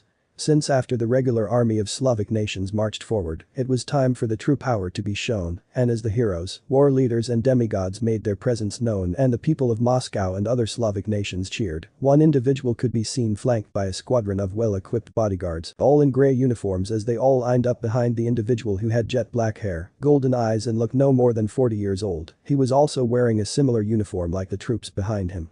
But while the appearance could fool anyone, those who felt the man's power knew better than underestimate him, as it would be the last thing they knew, and the bodyguards also presented their power that was just below the man in front of them.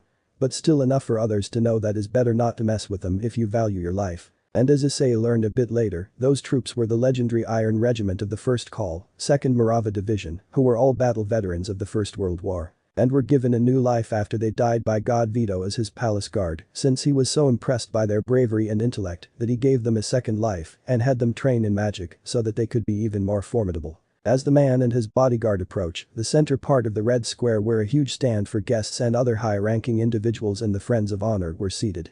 The man stopped and as one with his unit turned on their heels and bowed in front of a bit higher stand that from Issei could tell was the place where all the Slavic gods and a few from other mythologies were seated. As the bowed man awaited for something, Issei saw an older man, in his 50s, stood up before slowly started clapping his hands, which was followed with everyone else doing the same gesture, before it turned in a full-blown roar of approval from the crowd that was heard for miles. It took a few minutes for the cheers to quiet down, and in those minutes, no one, not even the gods, wanted it to be anything but cheers. They added in the cheering, as they all shouted the names of the units that were already shown, and wanted to present themselves again to the eager crowd. Which the soldiers did with smiles on their faces as the square began again to be filled with them. Issei and others could see a clear difference between the troops from the west, east and south, with great pride in front of the stands, with their war flags on full display. From the stands that housed the guests, an older man stood up who looked even older than Odin, dark hair with golden eyes and long white beard that was reaching the floor. As soon as he stood up, all the armies of the Slavic nations stood at attention, clearly and eagerly awaiting the response and the approval of the older man that clearly held a lot of power and was a person of huge importance and influence.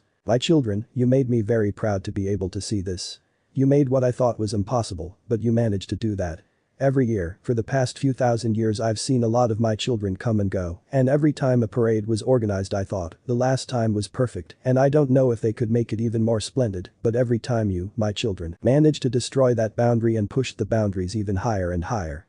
For that, I thank you from the bottom of my heart, and as long as I live and have even an ounce of power in me, I will do everything in my power to keep and protect you. The older man said in a soft and fatherly tone as he watches the troops and even the gods having hard time keeping up their emotions as they saw the older man have a few tears going down his face as he surveyed the troops that were beyond loyal to him and his sons, and he knew that every one of them would gladly die if it meant that those they love and cherish will survive. For that, I am proud beyond belief, and with honor and with pride I can with utmost certainty say that this year parade was executed with utmost perfection, and that the mission was a success. My children, the older man spoke with a voice full of pride and power, and as soon as he said those words the soldiers all lifted their banners even higher and from their mouths one word was kept repeating Urea. The cheer was so loud that a few had to wince, but they kept listening to the battle cry as it was repeated a few times before it died down, as the man beside the elder stood up. Brothers, proud sons of the Slavic lands, you all had done a huge honor of coming and participating in this year parade. As such I wish to call upon generals of the three. Please come forward, sons of the Slavs, and present yourself to the people here that came to see this masterpiece, the troops who all band together to make this art, and to us honored gods and guests that had the privilege to see your creation that was all-inspiring. The god that spoke in a calm and welcoming voice was a man in his 30s and had a golden tunic that looked like it was made from a creature of great importance and power as its fur was enough to make anyone cringe in fright. The man also had long white hair and blue, as ocean deep eyes. He was a huge man towering almost 2 meters in height. From the troops stood up 3 warriors, all of whom looked as old as the man that spoke. The 3 warriors, from what Issei presumed, were the elite of the elite, and if what the man said were generals, it could only mean that they were a part of the elite bodyguard units that Alsa spoke of in extremely honored tone, as she was the one that had a privilege to be trained by them and got to know that by heart. Even going as far as calling them like they were her family. The first one to step forward was a man clad in silver armor that had white wings on his back, and from what Issei heard from Lucy, those wings were from a wind dragon, and that alone spoke volume of the power that the man who stood in front had. The man also held a sword that looked like it was made from gold and in the shape of falcata, with a griffin head at the handguard. My lords, I, John III Sobieski, present myself to you. I'm a military leader of the South District of the Western Slavic land. General and leader of the elite wing hussars 1st Regiment, Dragon Slayers of Sky. I am extremely honored to receive your praises and gratitude from the people here today. It fills my heart with joy to hear them and you, my lieges, that you're enjoying the festivity. The man named John said as he bowed in front of the Slavic gods, who nodded their heads before the man took off his helmet and revealed his face that looked no more than in his 40s, with his white hair and silver eyes that looked like it could see in person's soul and find anything it wanted. The next one to step forward was a man clad in golden wool that, like the man before, told of his power, and the large battle axe that was strapped on his back radiated so much power that it made Issei and his group cringe as they felt the power from it. The man was as tall as his comrade, a good almost 2 meters, and his gold hair and black eyes made Issei shiver even more than the battle axe he had. As the warrior stood beside his comrade, he also bowed down before introducing himself to all present. My lord, gods and honored guests and the people of the Slavic nations. I, Alexander Nevsky, present myself to you all. I'm the military leader of the East Slav nations, general and leader of the elite Perrin's 1st Guard Regiment Golden Bears. I am grateful to have the chance to be here and organize this event with my fellow generals, and it was an even greater honor to be in the presence of these world-class troops and in front of this amazing crowd. Alexander said in a respectable voice as he stood up and made his way towards his colleague. The last one to make his way towards the stands was a man that was taller than both previous generals. He was a man that was easy over 2 meters in height and was cladded in blood-red armor that made Issei, for a moment, think that it was his balance breaker armor. But as he looked closer, it was a bit different and a lot deadlier. The man stood beside his fellow generals, bowed a bit towards the two, who returned the gesture, before he turned towards the gods, and kneeled in front of them before taking his helmet, revealing his long brown hair and blood-red eyes that sent a shiver down Issei's body. People of the Slavs, dear troops of the Slavic faction, fellow generals, honored gods of the mighty Slavic lands. I, Milo Zabilik, the leader of the South Slavic elite 1st Order of the Red Dragon Swords of Vito, am honored to be here in front of you all today. And, I'm grateful that we've managed to exceed your expectations, old father of the Slavs. In the name of the troops from all parts of your kingdom, from young to old, I wish to say that we are thankful that you bestowed the honors of taking part in this magnificent festival, and all we can say that we will make the next years even more exciting and magnificent than this. That is the promise we the generals of the three and warlords of your mighty armies promise to you, Milo said in a respected tone as he stood up before he and his brothers in arms turned towards the troops and shouted towards them. Long live, heroes, and the troops all like one answered them. Long live our Lord Triglav, long live the fatherland. But that shout, the great military parade was over. The day after the parade turned to be like any other to the gods, even though they were still discussing about the small details from it and how to improve it even more. In the great chamber at the Kremlin castle, the three gods and their generals were talking about some delicate subjects, all under the watchful eyes of their father Triglav, who was sitting on the throne that was for the god of the east. But under the pressure from his sons and their generals, he was forcefully put in the seat, even after claiming that this was not his place of power, which they said that it was an honorary thing to do to let the elder sit in the comfiest seat in the room. When the doors of the room opened, a guard from Nevsky's regiment entered the room. My lords, generals, old father. I came to inform you that Red Dragon Emperor and his escort are here and they request an audience with you all. The guard said in a calm and even tone. I see, well what do you think brothers? Should we stop this now and discuss it a bit later?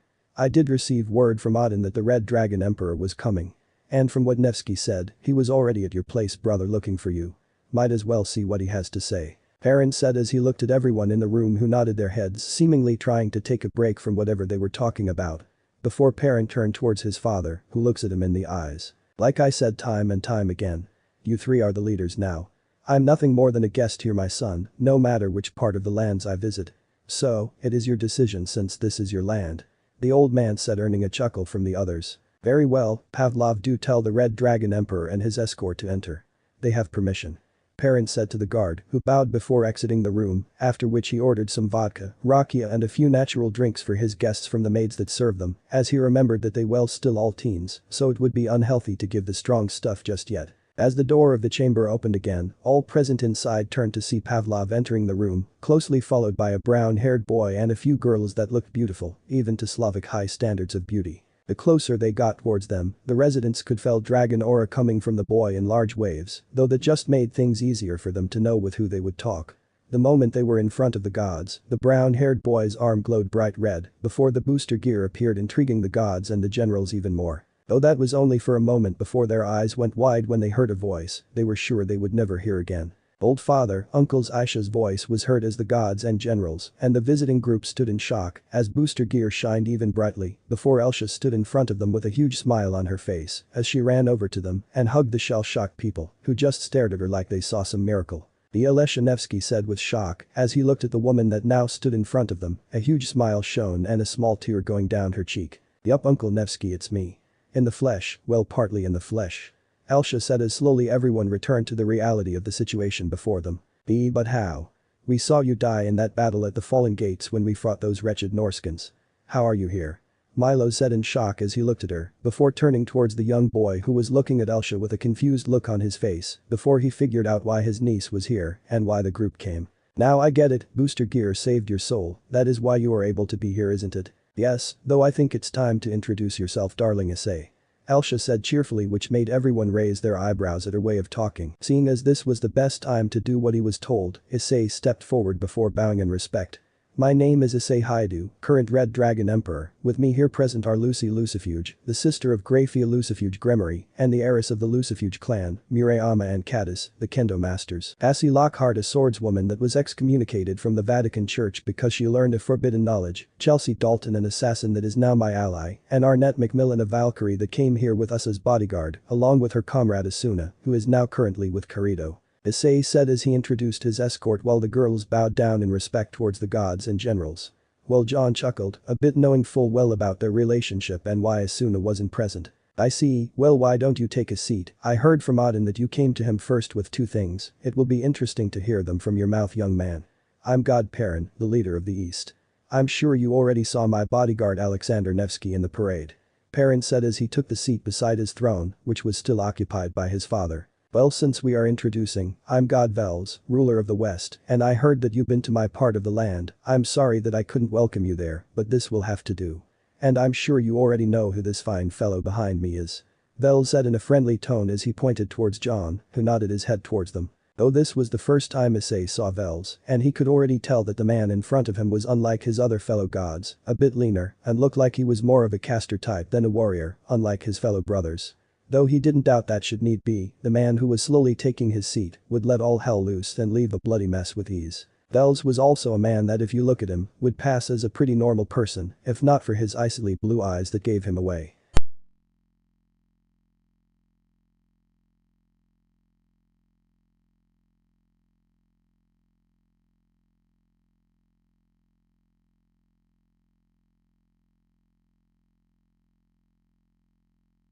That was how terrified they look, but other than those two features that stood up the most, the god in front of them could easily pass as a student by any means, and no one would question it. My name is God Vito, the ruler of the South.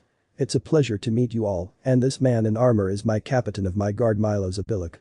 Vito said in a cheerful voice while having a smile on his face that was sending chills down the group's side even more.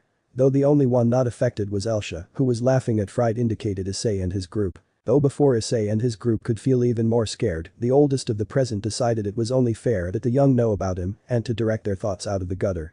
So, with a cough, he introduced himself.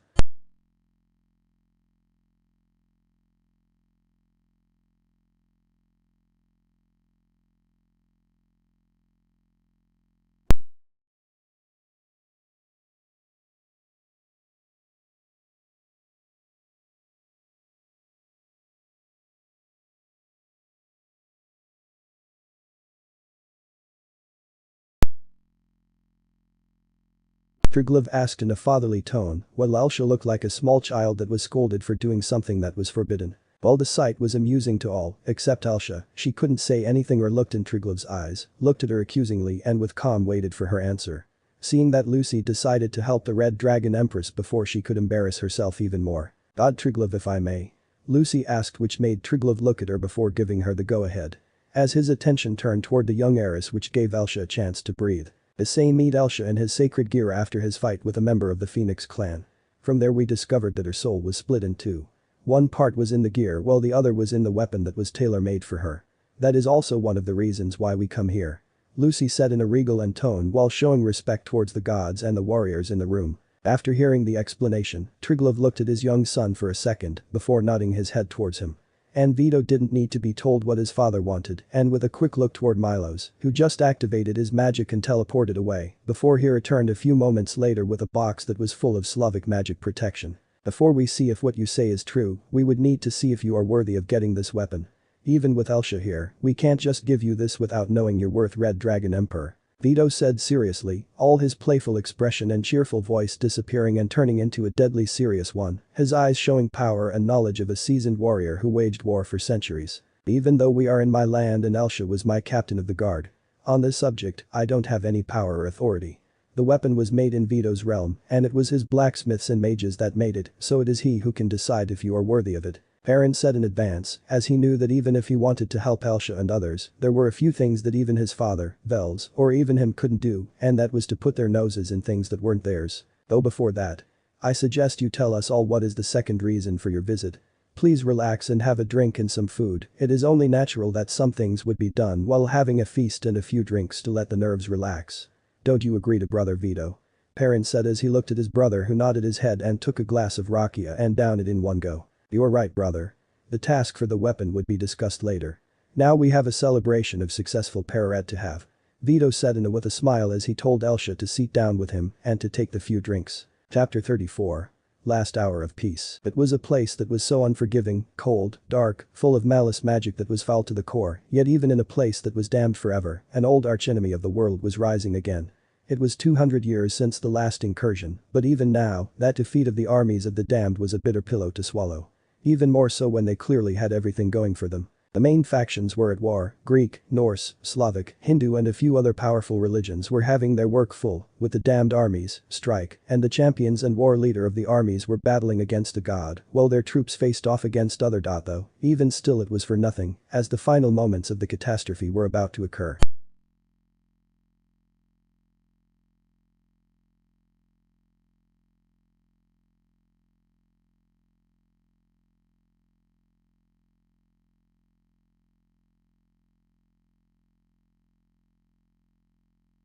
All but the commanders of the units were present, though it was not an issue of their non-appearance that was telling him that what he was trying to do was going to end up as a disaster. No, it was that all of them being commanded by the mixed-blooded blonde that was in her pristine armor of blood-red dragon scales, that was the main problem. For he knew who he was facing, a princess in all but name, a warrior that even if he wanted to scoff at, couldn't, since he knew about the true power that the woman had, and that power alone was making him, even for a moment, uneasy. Though, he crushed that thought almost as soon as it appeared, for he would not waver in an opportunity to test the steel of his sword against the steel of the finest weapon made by both factions, as it would be like an insult to his pride as a warrior and the leader of the mighty host.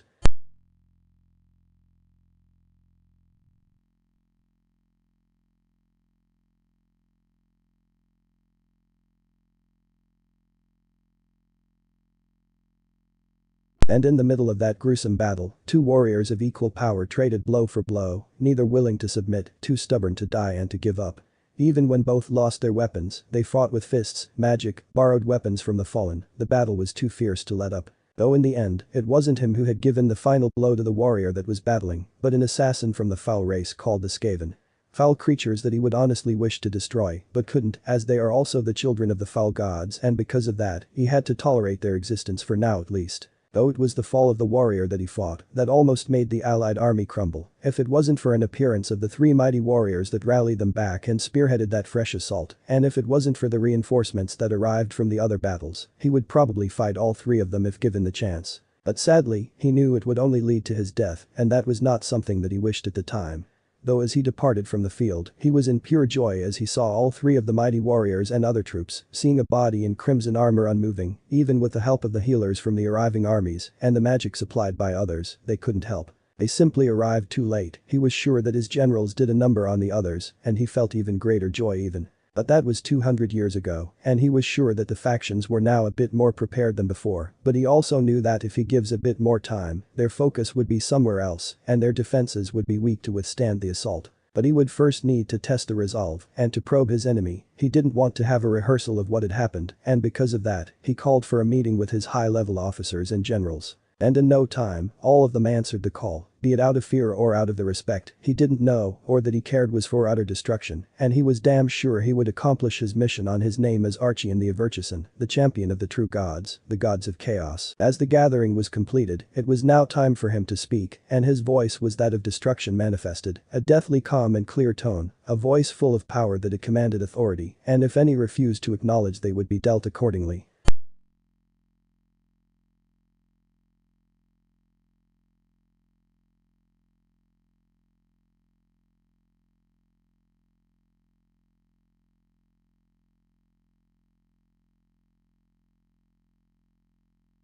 The Kame, you did say that the new Red Dragon Emperor battled against Kakabiel and managed a draw, right? And that traitor is with him, correct? Archian's cold voice was heard, making a Kame nod her head. As some of the older generals of the original invasion raised their eyebrows at the interesting news. Yes, my lord, and from the intelligence we gathered, they are in pursuit of reviving Alsa the Red Empress and calling audience for a meeting that the three factions want to propose peace and alliance. A Kame said quickly, for she dared not speak slow in fear of her life. Melcha, you say? I didn't hear of that name since that damn Skaven killed her in that battle. No matter, where are they now? Archian asked as his eyes shone with bloodlust. Moscow, my lord, they are currently in the eastern Slavic realm. Very well, go there and bring whoever you think would be needed. I want both of them dead for sure, and do cause death and destruction as much as possible. We need to see how fast they can react. You can have the North Legion to support you in this vendor. If you see it fit, call reinforcements, East Legion will be in waiting. Archian said as he dismissed a Kame before going on to other topics. The time of peace was over and a new wave of war was just about to begin. And it made Archian's blood boil in anticipation. What better way to start a war than to have a big battle? And who better to start is than against those who stopped him the last time. Back to the lands of Slav, in Kremlin Castle, the atmosphere was a lot more relaxed now than what it was at the start. With Alsa and Vito talking about some random subjects, Perrin decided that it would be wise to see what Issei and his crew were about to say. Startled a bit about the question, since he didn't pay that much attention to Perrin, Issei coughed in his hand a few times before speaking. Ah yes, well, Lord Serziches wanted me to inform you and the Norse that they would be very much honored if you would be present at the peace conference and the alliance that the three factions of Bible want to propose. They finally decided to put aside their differences. Issei said as he looked at Perrin, who just scratched his beard and thought. So, they finally put their heads out of their asses. Vito said as he stopped his conversation with Alsa to listen to the proposal. Yes, in a manner of speaking. Issei said calmly. Well, that is good, though we need to discuss that issue after this. After all, I would need to speak with Odin about it. Perrin said, as he was about to leave the room, though Arnette spoke that Odin already agreed on attending and provided a letter that held Odin's approval of the meeting and his presence there. Well, if that old man is going. Who of us Vels is going? Vito isn't going, that is for damn sure. Perrin said while having a smirk on his face, as Vito growled at him while Vels just chuckled knowing why Perrin said that. Well, I was thinking that maybe I should go. It would be a good opportunity to talk to Azazel and see how Michael is doing. I didn't see those two since they were little. Vel said as Perrin nodded his head. Remembering how those two little were a handful, but always a welcome addition to his father's court, and they were some of the Vito's best friends before the Great War. Fair enough, but you will be going with both Vito's and my guard as a way to show that all of us agree on this. Perrin said as he gave his father a bottle of rakia that Vito brought for celebration. And was thinking of telling his younger brother to order a few crates for his court also. He didn't know how Vito had this damn drink that was easy to drink but pack a punch of a sledgehammer. He was sure that an order for a few crates was in for him and his warriors to have a nice pick-me-up, a drink that will calm their nerves when they are all tense or in bad mood. I'm in agreement with that. But let's not send our elite, it would be too much for some of the newer in charge to handle, and they would feel threatened by us sending our most powerful. Vito said as he turned others out and continued to talk to Alsa. Hearing the words from his youngest son, Triglav let a good heated laugh which made Vito go stiff for a moment. I didn't know you had it in you, my make something that smart, except if it was on battlefield. Triglav said in mock surprise, as Perrin and Vels laugh at their brother who was slowly starting to get pissed at them for insulting him. Really? Well, since I'm battle smart, how about I show you what I can do to the three of you? Vito said as he brought a long sword that was slightly curved at the tip, with the head of the dragon at the hilt, while being all dual color having blue and red as primary colors. Seeing the weapon form in Vito's arm, all three of the gods stiffen as they knew that they might get a beating of the lifetime for insulting the god of war. Though before Vito could stood up and start hacking at his brothers and father, Alsa slapped him over the head while having a sweet smile on her face, an aura of doom that made Vito pale for a bit. Uncle, what did I tell you about fighting uncles Vels and Perrin? Not to mention Father Triglav. Alsa said in a sickly sweet tone, as magic protections over the box that held her weapon started to slowly break, making Vito even more scared. Haha wiped haha sorry Alsa. Vel said laughing at his brother's treatment, though that was short-lived as Alsa turned towards the middle brother with the same smile and aura. Now, child, it's all in good nature for a little banter and a bit of brotherly fight. It was a long time since these idiots had a chance to vent and be a bit destructive. Triglav told her, as he looked at Alsa with a smile as he couldn't help but feel alive again as he saw his brats acting like they used to after so long time ago. Fine, old father, but if they in their fun hurt Issei and the girls, I will show them the definition of my way of having fun. Alsa said with an utmost calm and perfectly level tone that made all three gods gulp and turn a bit pale as they knew one important thing, and that was hell has no fury like a woman scorned.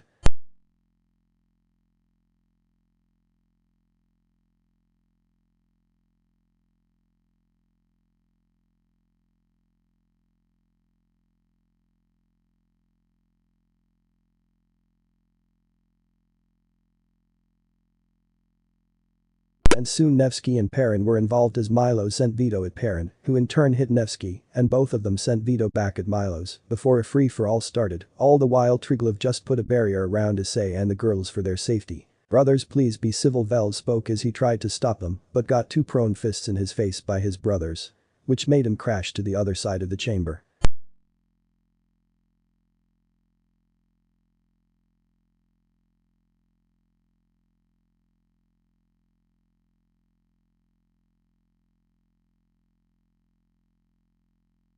As the brawl continued, Triglav was laughing in an amused manner, as it was something that no matter how old his brats got or how much they tried, some habits just couldn't die out and he would rather have it this way than another. No fair, I want to get in a brawl, I haven't a good fight in ages, Alsa shouted in a manner that was like a child that didn't get her favorite toy, and boy it was funny. Though that is until Issei and the girls realized that she intended to fight with the gods, that they slowly started to pale at the thought that someone could go fighting in a brawl, that only pure physical strength was the only law in the fight. Don't worry my daughter. If all goes well, and Red Dragon Emperor manages to pass the exam of Vito, then you can let loose as much as you like, and those 6 bozos will be the ones to clean up the mess later. Triglav said in amusement as he tilted his head to the side as a chair sailed past his head and continued to watch as if nothing had happened. Fine, I will hold it together for a bit longer. Alsa said with a pout on her face. I'm glad to hear that, my dear, but Triglav was stopped as an alarm started to blast a siren that made all of the fighters stop in their tracks as they looked confused for a few moments before they saw the doors of the chamber opening in almost destructive fashion as the guard Pavlov entered the room. My lords, we have an invasion. The army of the chaos is near Irkutsk, and from the looks of things, they are heading to one of the pillars. What are your orders, my lords? Pavlov told them in the quickest and the calmest way possible, though still, it was a bit of a shock to hear the chaos was stirring up again. But what made them all jump was when they heard a shout of rage. What? Alsa shouted in rage as she remembered what it like to fight them and how she died. The Alsa? Pavlov was taken aback as he saw her once again, but he was quick to understand that it was better not to question that now. As I said, we are under attack, and I fear that if Irkutsk falls that we may start dealing with a whole new incursion. Pavlov told her, which made her blood boil as she quickly turned toward Slavic gods, who even, with how they acted a few moments ago, knew that this was way more serious than their stupid brawl. Milos, send a word to Laser and Dusan. I want 2 regiments of heavy cav to be south of the city in 2 minutes' time. Vito sharply ordered, as Milos left without a word to inform his brothers of a call to battle and what they will deal with. Similarly to how Vito acted, both Perrin and Vels issued orders to their generals who did as told. Though now that they were calling to arms their armies, they gathered a projection of the army approaching slowly, as if they knew that they are going to win, as they saw no opposition to their advance. And what they saw made some blood boil. In front of the army, 6 individuals were going as if it was the destruction only moments away. Though Issei and others only one was known, a came Honda, but from one other, Issei felt an urge from Drake to kill the individual that was more like a mountain than a beast or a man. It was a dragon ogre, and from what Drake said in his mind, the second strongest and oldest. One that did an act so cruel and so unforgiving that in any faction, religion or race its punishment was death. And what that dragon ogre did was eat Drake's hatchlings alive, while all the way mocking Drake, who was at that moment fighting one of the foul ones. The name of the dragon ogre was Kolek's Dragon Eater. Pain, that was the first thing that Issei felt as he saw the army of chaos and the leaders that were in front of it. Though that pain only increased to the extreme, as Issei's eyes landed on a beast that was 5x taller than his house at least, and that beast was more like a minotaur than anything but only 100x more powerful and having electricity flowing through it and around. In its hand was a gigantic warhammer that was like him, brimming with electrical energy, and his eyes were also glowing with power. He could feel and knew that something had to happen in the past for Drake to react this much and to release this much anger, rage with killing intent, but even if he wished to ask, he was assaulted with enormous amount of pain in his arm that holds the gear, and it was at that point that he had to yell as it was becoming unbearable. Though his shout of pain was a good return to reality that was needed for others in the room as their heads snapped at Issei's form, holding his hand and trying, but failing to suppress the pain. Seeing what the cause was and knowing a few things about the dragon that her soul sad kept, Alsa rushed to Issei's side and started to use a calming spell on the dragon that was close to snapping. Brag, you need to calm down, you are hurting your host, and we might need him and you in the battle. Alsa quickly said while pumping a bit more magic on her spell. That beast did the most unforgettable thing, and for that, it must die, and I will be damned for eternity if I let that foul creature escape again. Drake roared in rage as somewhat calmed down, though his roar was enough to shake even the gods that knew way better than to enrage or antagonize a raging dragon. And even more so a heavenly dragon. What did he do, Drake? Issei asked weakly, only to scream in pain as Drake's fury entered a new stage. Issei, that dragon ogre ate both of Drake's hatchlings alive while Drake was battling against the first dragon ogre, the strongest of them all, Krakenrock the Black and the father of the race. It was said that he was as large as the mountains, and his power was on par with a heavenly dragon. Alsa said as she was trying her hardest to calm Drake down before Issei could end up in a very bad situation. Seeing the situation and the danger that was looming over their heads, Triglav decided to help and calm the situation down. Drake, Emperor of the Red Dragons, I have a proposition for you if you wish to listen to this old man. Triglav's voice was calm, but he knew that if Drake agreed to listen, he would need to speak quickly. Speak, an old friend of Red Dragons, but know that your words may mean your death. Drake warned as he was in a very bad mood as rage and fury were clear in his tone. Normally if someone threatened their father, the Slavic gods would have unleashed hell on that person, but seeing as that Drake was agreeing to listen was a bit of a remedied sigh, but still, they knew firsthand that when dragon declares something it is bound to happen, so they could only hope it would end well, or they might be in a war with the beings that are not easy to negotiate. I understand that, my old friend, and as you know me, I would never do anything that will endanger my subjects, friends or family. That being said, I can help you in your chances of killing that fiend and even having a chance to have a body of yours and even Alsa's back and your souls returned, should you only wish for. Triglav spoke in the most serious and evenly tone that clearly meant that he was capable of what he said. Which shocked everyone, even the Red Dragon, to the core. Lord Perrin, the army of Central District is on a move and will arrive in half an hour at the battle site. Also 5 and 6 regiments of your guard are mobilized and are awaiting the transportation to the location.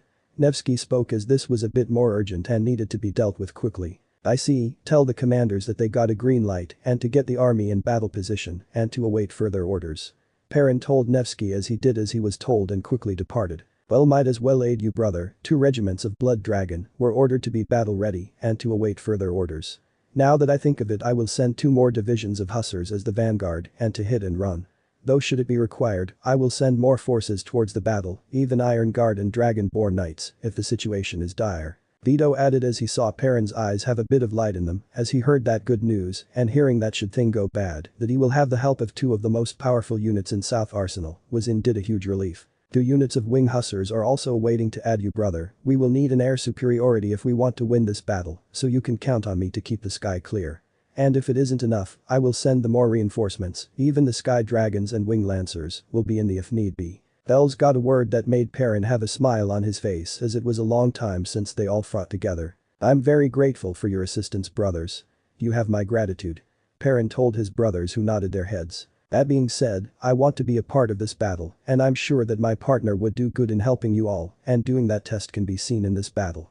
But for my body and giving me another chance at life and to be able to soar through the sky once again, I would have to decline that offer, old friend. My time has passed, now I'm more enjoying seeing what the future holds and my partner is a very interesting person and I would hate to miss his growth.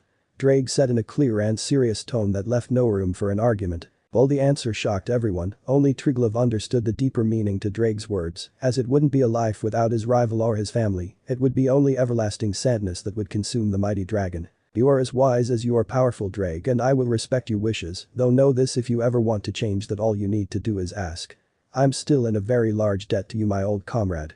And so you know, your body is in a safeguard of my personal units. We found your body after that war and transported it there, even healed it, so now it's in perfect condition. Though I must confess that we did take a few of your fallen scales to make Alsa's weapon, and we even have a few more, though if you wish for us to dispose of them, we will. Triglav softly spoke as he nodded his head in understanding. You have my gratitude, Triglav, father of the Slavs. I would be a fool to tell you that, you know firsthand how powerful the scales of the dragon are, so keep it, but do inform me or my host if you plan to make them into something else. Drake told Triglav in much less enraged voice, now that he was calmed a bit by Elsha's magic, to which Triglav nodded his head in agreement. As Drake said, I want to help and doing this could count as a test, or if you are not convinced after the battle you can always test me more, Lord Vito. And my group will help since I know how stubborn they are, so there isn't anything you could say or do to change their minds, I know that firsthand. Issei said as he looked at all the gods and Alsa, who nodded her head in approval before he winced as he remembered what Caddis and Murayama did to him when he lied, and know that Caddis had a dragon slayer sword along with Murayama having a sword of nightmares. He didn't want to find out what will do, and that was going to double for Lucy. Now that he thought about it, in his company was also a swordswoman who was as fast as lightning and an assassin, so yeah, he was screwed anyway he looked at it. Though before anyone could say anything about the proposition, Triglav looked at Milos and pointed to the box that held Elsha's weapon. The simple gesture was easily understood as hero of Serbian Empire did as he was silently ordered to do, and as soon as the box was close to Triglav, it shined for a few seconds before it releases a weapon that was one of the legendary and one of the most powerful one. The sheer power of the weapon was enough to make even the generals breathe just a tiny bit harder, as the red glow was emitted, basking everyone in its glow, as the booster gear shined in response to the weapon, as a bit of power was sent through Issei, as he felt the power he already possessed grow even further and further, and it was like it was just waiting to be unleashed. The weapon in question was a beautiful masterpiece.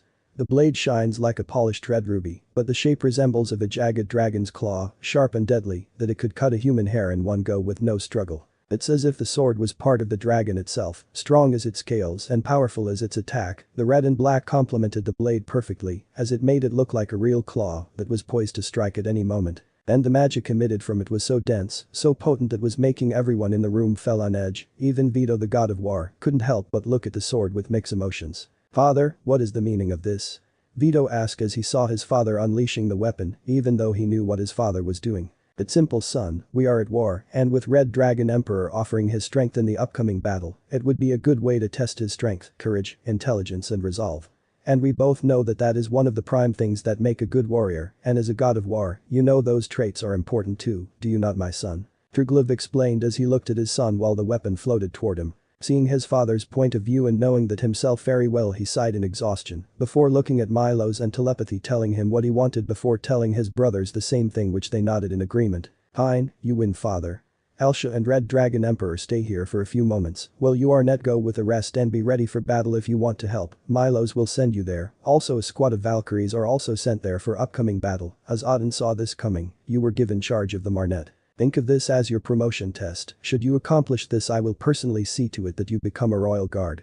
Vito told before addressing Arnette, who went wide eyes before she nodded, and a creepy battle lust grin appeared on her beautiful face. Them seriously, as he looked like his brother who just grinned in agreement. Seeing that they would not be told why Issei and Alsa were to stay behind, the group was teleported to the city to await an army to come and prepare for battle. But the girl's gone. Vito nodded to his brother as Vel snapped his fingers and Alsa's mortal body and its armor appeared on the table that was clean of food and drinks beforehand. Seeing her body, Alsa grunted in discomfort as she still saw the place that an assassin hit her and took her life.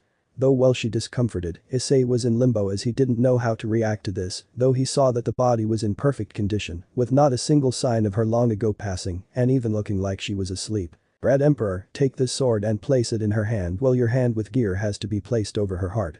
Vels told Issei as he was grinning at the thought of Alsa getting a second chance and living a happy life once more. Though hearing this made Issei red as a tomato as he basically had to grope her in front of others, but he suppresses his blush and embarrassment as he did what he was told. As he placed the sacred blade in Alsa's mortal body hands, he felt a connection slowly starting to get stronger and stronger as the more time passed, but as the connection grew, so did Alsa's spiritual form slowly started to fade away, returning into the booster gear. Now with that done, Drake, could you possibly transfer Alsa's soul to her old body? Vels questioned as he looked at Issei, or more accurately at Issei's hand that housed the gear. It wouldn't be a problem to do so, though the process will be extremely painful and will require a lot of energy that my host currently doesn't have. Drake answered as the atmosphere in the room started to feel tense. How about if we give some of our energy to Issei, or we supply the following transfer? With your help and the sword, it will be enough to give her a second chance. Perrin asked as he was trying to find a way to make this happen. That could actually work, but know this, Alsa was deadly wounded, so at the most, she will have about 5 years to live. Drake told them. It's enough of a time for us to figure out a way to prevent her from dying again. But no, we have more important things to do. We have a battle to go to and a one-bucking dragon ogre that needs to be left in pieces. So, partner, let's return the Empress to the world of mortal again. And take bloody revenge on that ugly overgrown piece of shit. Issei said with a determinant in his voice as he started to gather energy from his body. Ahahaha, well said, partner, well said. You are sounding more and more like a true dragon. Perrin, Vito, Vels, Triglov, when I start the procedure you pump as much power as you can into Issei and we will do the rest. Drake told them as the gods nodded their heads in understanding while they placed their hands on Issei's shoulder before starting to slowly transfer power towards Issei. I'm ready, Drake, let's do it. Transferred, Drake roared as he started the procedure. In the peaceful city of Irkutsk, it was business as usual. People were doing their own stuff, hanging out, drinking, enjoying nature, going to work. Like they did every day, though today it was different. As soon as the magic barrier that was around 200 kilometers in radius breached, the whole town was blasted with sirens for emergency, and all the people of the city evacuated as quickly as possible. Women and children were sent towards other towns to inform and prepare them for the incoming enemy, while the men stayed. After all, it was known why the sirens were activated. This was a place that held great importance to the world, and the people of Irkutsk were well informed of the supernatural and the chaos. And even if the city tried to defend itself and not call for backup, it would not last long. The people knew that very well. They were after all well informed about what happened last time, and they didn't waste any time and called for the army. They could only hope that the armies of Lord Perrin could arrive in time to defend them. If not, well, they would be sure to dent even a bit of the host that was slowly marching towards their city. But that though, people of Irkutsk put themselves to work, fortifying the city as best as they could, with the help of World War II veterans who knew how to direct and where to build the barricades and trenches to delay or to make choke points for the people and their limited forces to fight off the invaders. But they would be damned if they don't put even a bit of fight, take a few of the bastards with them.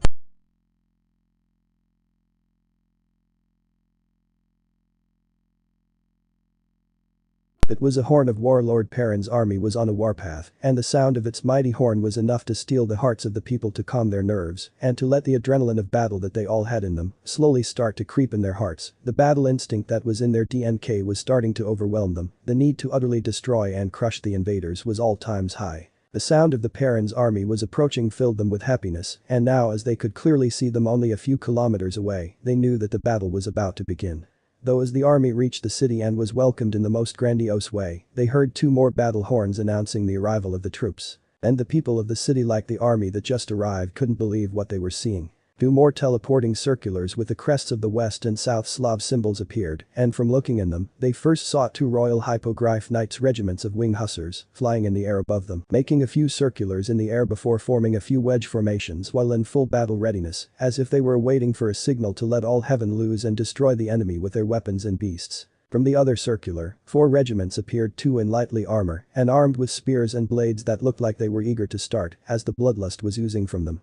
They were famed hussars, the Serbian light cavalry that was known for their hit-and-run tactics and even for daring and bold changes that would change the course of the battle. Those hussars were the bane of the enemy and the hope of the allies. Though the last 2 units to arrive were what made even the wing hussars descend down and to show the respect that was worthy of the elites and the heroes of the old. The last 2 units to appear were none other than the Royal Blood Dragon Knights, all of them in pristine red armor with their weapons filled with magic power, their beast of war, ready to devour anything that tried to hurt its charge and make it a massacre of the enemy that was foolish enough to cross their path. Those blood dragons were the veterans of thousands of battles and were the ones that were there in the final battle against the same opponent now.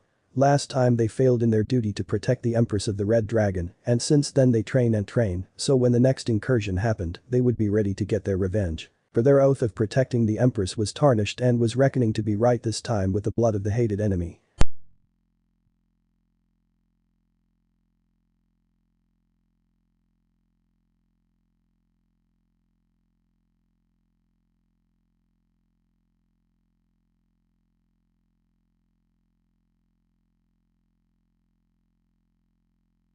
Though they emitted those feelings and power that was clear to everyone, they managed to control themselves.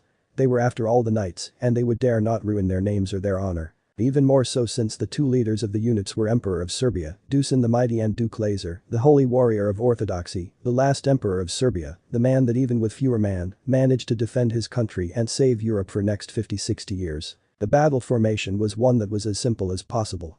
Infantry was in the center and was tasked to engage with the enemy's infantry, while hussars of the south were to go wide and to look for a weak spot that could be exploited while going for enemy artillery and some isolated units. Wing hussars were tasked with engaging the enemy air force and making air superiority, while blood dragons were there to neutralize the enemy mobility and to secure the flanks, while looking for a way to smash into the enemy's flank or rear to rout and destroy the army. Blood dragons were there to be like tanks of the army, with high armor, high charge and damage. Though while the Slavic forces were ready to meet the enemy, Valkyries and Lucy and the girls were to be held in reserve and to only engage and used should the enemy have a chance to break the formation. The question of the enemy generals and heroes was up to the leaders of the units to deal with. The Slavic war leaders weren't too concerned with the girls showing up on the battlefield. They knew from experience that women could fight as well as men, and if they were sent by their god, who were they to deny them the place in the army? But 6 heroes of the Slavic faction present on the battlefield, it would be an even fight, even though they knew that the enemy had also a lot of elites in their ranks, the Slavic armies would not fail in their task. Besides, they had also 2 Perrin's guard units as a core unit for infantry, and they will use them well when the battle was in the most critical moment and victory hangs in the air. That was the whole point of having those elite units. Elite was to fight elite, and with Perrin guards going to in berserk mode and their battle axes shining with power, while their blood pumping all-time high, it was a bit hard not to let them charge first and decimate the enemy. Wing hussars destroying the enemy air force and blood dragons going full charge against anyone foolish enough to meet their charge, the battle would be a bloody massacre. But the army now presented in front of the city, they clearly saw their opponents also taking a battle position. It was the same formation as the Slavics. There was not too much cunning involved in the battle plans of both forces, only to charge and hit hard. It was always said that the simplest of plans work wonders, and this was not the exception. The 2 armies already fought many times, and they knew what to expect. But as the army was awaiting an order to meet the enemy head-on, a sudden roar was heard echoing the valley. It was a powerful one that was full of power and authority, and one that demands respect. As the roar passed in front of the Slavic army, another magic circular appeared, this time instead of the Slavic faction, and unknown to most expect the leaders of the regiments of elites. At first, seeing the emblem on the circular was met with a shock and disbelief as they knew it very well, but as the magic floated even more and grew stronger, it was filling the leaders with a sense of purpose, pride, and happiness. Especially the blood dragon regiments that couldn't believe the sight. From the circular, they saw two individuals emerging, both clad in red armor that was pristine and elegant but deadly in its own right, as it was sending a powerful flow of dragon aura that was almost too much to handle. While they were on the back of the ancient dragon Azdaja that was said to be as powerful as the heavenly dragons. As the dragon let out another roar of power and challenge towards the enemy, the duo that was clad in armor jumped down and landed in front of the army, and from what the soldiers and heroes could see was that one of the two had a district female version while the other looked male. As soon as they are done transporting, both armored figures stopped releasing their magic. And as the army was in alert since they didn't know if they were friends or foe, they immediately surrounded them and pointed their weapons and magic at them. Put your weapons down, release your spells, they are not the enemy. Duke Laser said as he approached the figures, well followed by his soldiers who were trying their best not to have their spirits too high up. As Laser was in front of the duo, he looked at both of them with searching eyes, feeling the distinct aura of the dragon of domination from both, which confused him a bit. Who are you? What are you doing here? Laser asked, skipping to the point. Oh, Uncle Laser, you don't recognize me? I'm hurt. The voice from the female armored figure resonated through the army, who felt like they just heard the ghost. What did you just say? Laser hissed at her, as there were few things that were not to be messed with, especially about a small girl who he looked at like one of his own daughter. I'm serious. Do you not remember my voice? If so, will this help you? The armored woman said as she released her helmet, all the while bringing her weapon in front of her, while she put a bit of magic in it, which the weapon reacted immediately, releasing a huge aura. But that isn't possible. Laser's words fell as he saw her. There in front of him was Alsa, and in her hands was her own weapon that was only reacted to her will and power, an extension of her soul. I thought that you were dead. I saw you die. How in God's names are you here? Laser shouted as he brought his own sword that had a golden blade, while having a red hilt with a double-headed eagle on the guard. You don't recognize me or my sword? Alsa said as she pointed her blade at Laser, who looked ready to attack. Upon seeing the sword up close, Laser felt like he saw a ghost, and like Lord Vito was playing tricks on him, so he told a soldier to hit him to see if he was awake, or was this all illusion, though instead of a soldier he was hit with a red gauntlet over the head from Alsa, who was slowly starting to get angry. Damn Alsa, don't hit so hard, you are real. Laser started to complain until he realized what he said and who hit him hard. Finally, you lost a few of your marbles since we last see each other, huh, uncle? And here I thought that Grandpa Putnik and Kachazov were a bit forgetful. Alsa grinned as she hugged Laser, who returned it gratefully. How are you alive? Laser asked as he couldn't help himself. With Issei's help, he is the new host of Drag, and with his help along with gods and Drags I was brought back to life, though I only have 5 years before my soul would be destroyed if I don't find a new source to keep my soul in place and my body from destroying itself.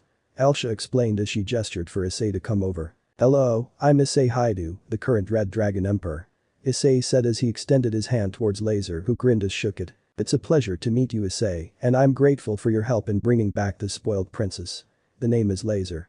Laser said with a cheeky grin, which got him another punch to the head from blushing Alsa, but it was damn worth it as he let a laugh that was followed by the army, who could at least relax even for a bit and let the tension slowly back away before the battle. Even though the reaction of the army was a huge embarrassment to Alsa, she was still happy to see that the spirit and morale of the troops were in high regard, and that was one of the key elements of winning the battle that was no doubt going to be heavy. Oh Laser, do you know where Lucy, Arnette and other girls are?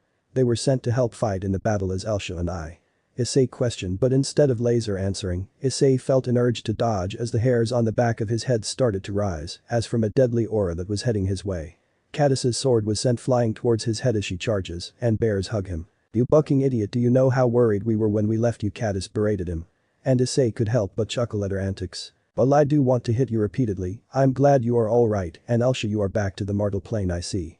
Lucy said with a soft smile. Murayama and Chelsea hugged Issei, who returned the gesture. Yup, I'm back, but now we have a battle to fight. Who is the commander of the army? Alsa said as she looked at the heroes present. The current commander of the army of the Slavic nation is you, Alsa. Since you are back, it's only right to give you the command of it. After all, you are the one that has led our armies through so many battles and never lost one. Also, you are the current highest ranking officer here, and that armor and sword you have is enough of a prof for us all. Dusan said as he turned towards the assembled forces. You, Blood Knights of Lord Vito, Guardsmen of Lord Perrin and Wing Knights of Lord Vels, Valkyries of Lord Odin, heroes of old and warriors of our fatherland and of our old father Triglav, do you accept the command of Alsa, the Red Dragon Empress, the supreme general of Slavic faction? The victor of 1,000 battles, the war hero of Fallen Gates, Dusan questioned in a strong and powerful voice that was heard easily by everyone present. And the answer was almost instant. The huge roar of approval was the indication that was needed by the heroes present to bow down towards Alsa as everyone else followed the suit. Seeing the sight of the army that was full of powerful warriors and that held honor to the highest regard with their duty, Alsa couldn't help but let a tear go down her cheek as she smiled. Then as your commander, I order you this. To battle positions, this is a day where the blood of the damned will be spilled and a day where some of us who fall will feast in Valhalla and prav in the name of our lords and old father. We will not fall here, the city of Irkutsk will not fall today, for we will destroy our enemy as we did all those years ago to victory, Alsa roared as she released her power for the first time in 200 years and was delighted to find that power increased, even if she was only in the gear, which she had no doubt that Drake, Issei and Slavic gods had something to do about it. The roar of approval was all that Alsa needed to start forming a new plan of battle and to rearrange the units under her command, which all unit commanders did, and the new battle setup was quickly realized and awaited for an enemy charge. Chapter 35. Let the battle start. On the chaos side, it was almost too hard to suppress the man, beast and other foul creatures from charging in, but with Kalik and a few other generals and heroes, it was a manageable affair. Though hearing shouts with a roar of a dragon managed to increase the battle lust of the troops even more, though this time it also fueled the lust of the commanding corps, and now that they saw few elite units were also present in the Slavic army, they could hardly contain themselves. Looks like they are ready for battle. Though we are at a disadvantage with that dragon present. Even with you Kalik here, we need support. You can't take a hero and that dragon in the same time. The Kame said calmly as she surveyed the battlefield and the Slavic army that took new battle positions with Blood Knight in front of the infantry and hussars, taking the flanks, along with a few regiments of Cossacks, while wing hussars still keeping their positions in the air, only added by the mighty dragon. Do not worry. We are also getting a dragon soon to come, Lord Archaian is sending Smart to aid us. A female voice said with a battle lust oozing from her words. The female in question was a black-haired woman that was in traditional Japanese clothes with her katana sword strapped to her hip. Her blood-red eyes shining in delight at the upcoming battle and bloodbath that will follow. Hearing that news, the heroes and generals turned towards the woman that said that and couldn't help but grin at it. Though all the while the woman just had a creepy smile on her face. You are right, Odinabikatsu, though we still need to prepare for the upcoming delight. Akame told her fellow samurai as she looked at all the generals and nodded her head as they all started to head towards the enemy while the army stayed in place. After all, it was only fair to offer the enemy to surrender first. Oda, Kalik and Kurum with me, we are going to listen to the demands of their surrender and accept it. Akame said with a dark chuckle as the leaders also gave off the laugh before the three girls mounted Kalik and moved towards the neutral ground to await the emissaries of Slavic forces. While the leaders were going to talk to the enemy, the army was making their own preparations and changing their battle positions to counter the new formation. The heavy spearmen were pulled to the front to keep the heavy Slavic cavalry from decimating its infantry, while axe and sword infantry was moved to the sides with chaos heavy elite cavalry, known as the Knights of Everlasting Night, were put on the flanks to destroy the lightly armored cavalry of the opposition, while being supported by a pack of undead dire wolves before they engage Blood Knights in an ultimate clash of heavy elite cavalry. While monsters and other abominations were mixed with mainline to provide support and act as shock troops. The air was filled with bats, viverins, terrorgist, vargists, and other foul creatures. Though as the army was repositioning they heard a twin roar as the air was suddenly filled with chaos energy before a twin-headed dragon appeared in the sky. The dragon was pure black with acid dripping from its twin mouths, while his wings looked half destroyed. Even though the dragon looked like abomination, it still was extremely powerful and was a great addition to the morale of the army as it roared along with the chaos army at the battle and challenged towards their opponents who were eagerly waiting for a fight. And the Slavic side answered it with their own roar as both armies slowly started moving towards each other. Seeing the behemoth of a monster moving towards them, the army was in a state of full readiness in a blink of an eye. Though under the commands of their war leaders, the regiments relaxed their stance, that didn't stop them from being at the ready. And their leaders couldn't fault them for that as they were also at the ready. Though as they soon seen Kalik stopping in the midpoint between the armies and three figures jump off him, they understood what was the meaning of this. So after the short discussion, it was decided that Alsa, Issei, Laser, Lucy and Arnette to go to the meet point, with Laser and Lucy being bodyguards for Alsa and Issei. Not they needed it, and Arnette being there as a representative of the Valkyrie regiment, but it was still a bit easier in numbers. As both sides meet in the middle, Akane couldn't help but laugh at seeing who was opposing them, which made Issei growl and Lucy to be powered up and ready to unleash hell.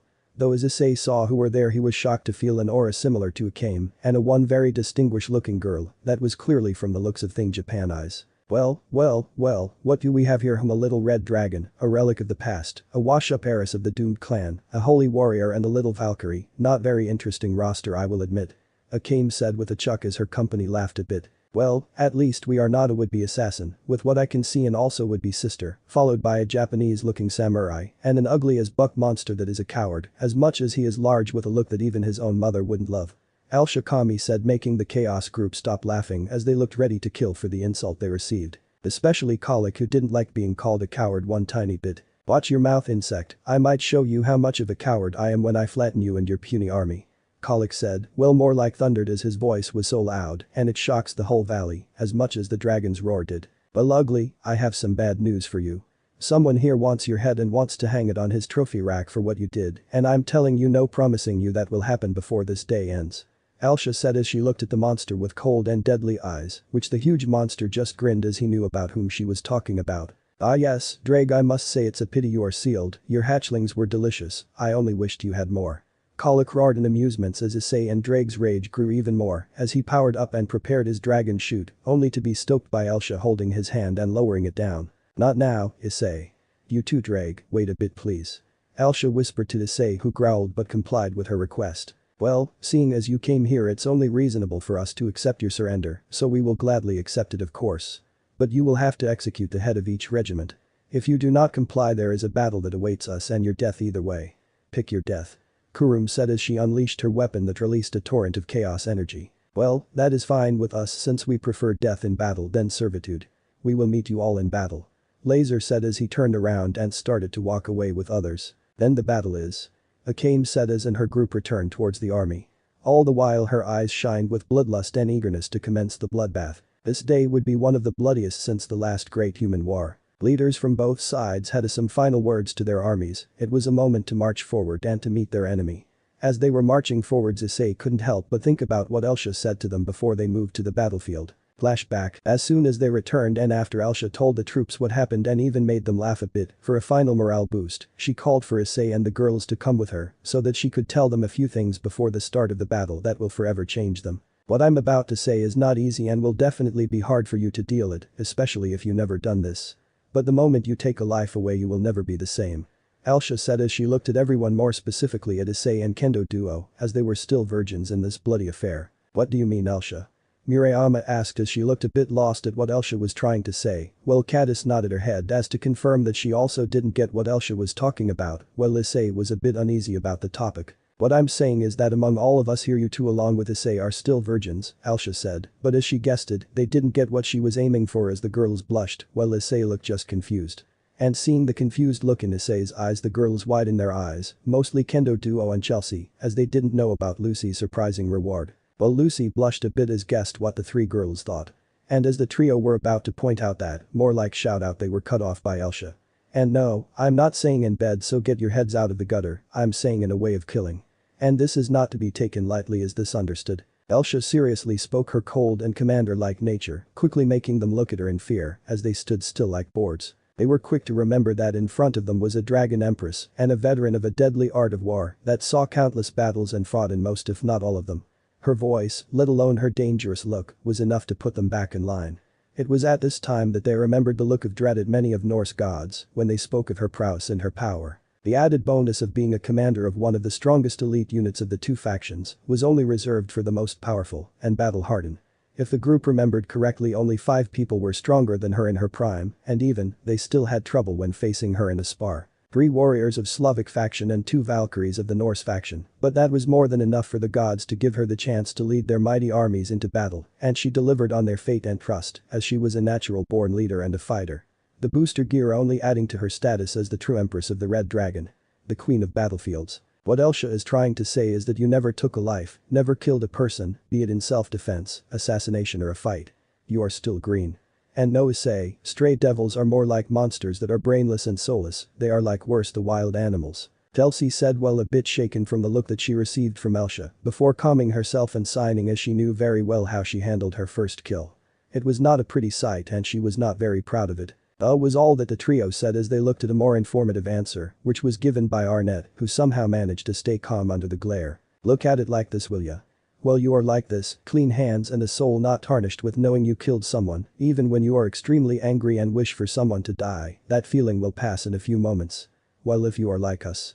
Arnette paused to gesture towards the girls that killed already, and those were Alsa, Cassie, Lucy, Chelsea and herself. That anger will make you really start or try to kill as you already did it and would be just another one you took.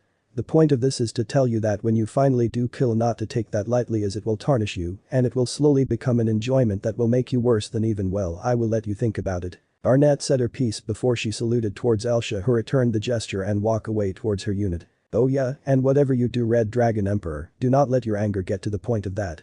Well, I do respect you and your power. If it comes to that, I will be the first one to attack you and try to kill you. Be it friend or foe. My concern is my squad and the victory in this battle, and I will do whatever it takes to achieve it.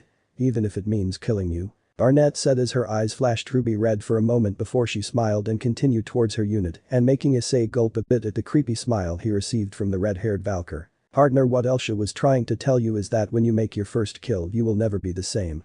You will lose your innocence, your hand will forever be dyed in blood, and your soul will forever be tainted with knowledge of killing someone.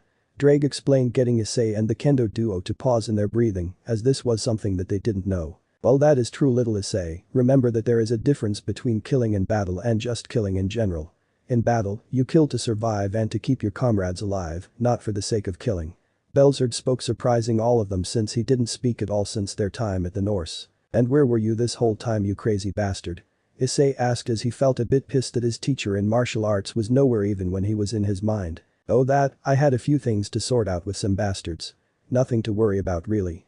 Oh, and Alsa, I'm proud of you, and I wish you all the luck in the world. Belzard answered casually, making some to fall face first on the floor, while Alsa had her eyes wide as she knew very well what Belzard was referring to. So that is why Issei didn't go ballistic when Colic was shown and when they were near each other. Alsa thought as she remembered how Issei was barely controlling himself. Well, with that sorted, and I do hope you realize what we wanted to say, it's time to position you in the battle lines. Alsa told them as she pointed towards Cassie, who looked at her with a question mark above her head. Cassie, you are a speedster and good with melee combat. I want you to be on the left flank with Arnette and her unit.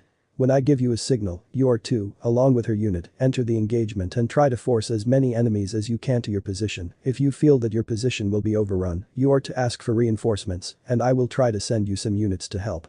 Understood? Alsa commanded, which Cassie nodded. Now, Chelsea, I want you to go wide and try to liquidate their artillery. They will prove troublesome if we let them fire for too long.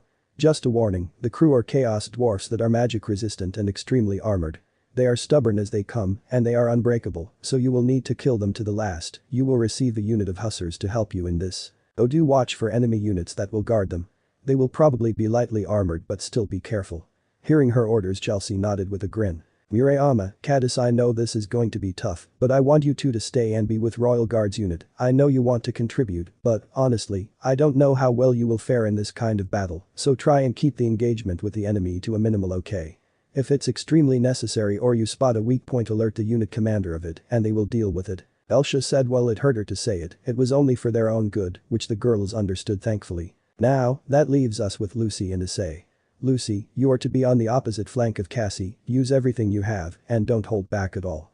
Those bastards are tougher than they look, trust me, I know, the same that I said to Cassie is applied to you, understand. On the right flank would be a few units of heavy axeman, try to smash enemy flank, and charge into the center when the flank is secure. You will receive a units of blood dragons after they finish their first charge to help deal with their enemy cav. Alsa explained, getting a nod from the heiress before the empress turned towards Issei. As for you, Issei, you will be with me at the central part. Well, I would like all of you to be somewhere else, this can't be done now. Your job is to support the middle along with me, we will be the main hitters and the prime target for the enemy. Use anything you can think of except that, oh yes, and if you are going to use that attack you practiced, give us a heads up. I would like it if I could at least minimize the losses from friendly fire. Understood. If you feel short on magic reserves or stamina, retreat and recover, then go back to fighting. This is also for all of you. If you feel exhausted, retreat and recuperate. There isn't a point of fighting if you are too tired even to lift your finger. Being brave and courageous doesn't mean that you don't retreat. What good would be all your bravado if you are dead because of it? Use your head, guys, this is no raiding game or stray devil hunt, this is war. With that done, the empress turned to leave before she remembered something. And a final thing, do not engage the enemy heroes at any cost, they are far more powerful than all of you, understood? If you are to engage with them, try to keep it to a minimum until someone from Slavic faction arrives to battle them. I do not care if your pride is hurt of anything else. Life is more important than that. Honor you can regain easily, life that is extremely hard. Now to battle positions, everyone. Alsa ordered as she started to move towards the center of the army with Issei beside her and the girls taking their own positions. Flashback end, front line. Slavic faction army central position. Issei. Alsa, are you ready, Issei? Alsa said as she was marching forward until she deemed a good distance. Yeah, as ready as I ever will be.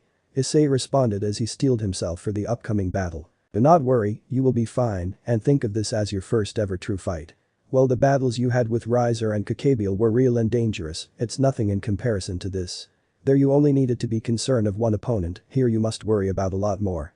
If we manage to win this, I will personally reward you my king afterward. Alsa slyly said to him, before she moved towards him and leaned in as whispered some more enticing things to his ear, before biting his ear in a way, so that no one saw, not that she was concerned if anyone saw. As Issei's face now resembled the color of his balance breaker at what she told him. Seeing the look on his face and a bit of steam coming from his ears, Alsa laughed a bit at his reaction, before giving a few points for him to think about. Oh yeah, think of the orders I gave as a lection for how to give orders when you start to lead us in raiding games. The theory is good and all, but real combat and battlefield experience is something that no book or amount of study can teach you.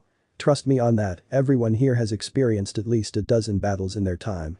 Even though some were and still are regular infantry or cavalry, they could if needed be led a small task force with ease. The battle proves that they have is enough. You see there? Alsa told him as she pointed towards the Blood Knights that are all in line with their commander Laser looking at them with a serious but fatherly gaze. Listen closely what he will say, a good leader knows how and when to inspire his troops. On and off the battlefield, that is why you sometimes see a few of the soldiers having a brawl here and there. It is not because they have an issue with one another, it's more about letting loose the stress and to lift their spirits.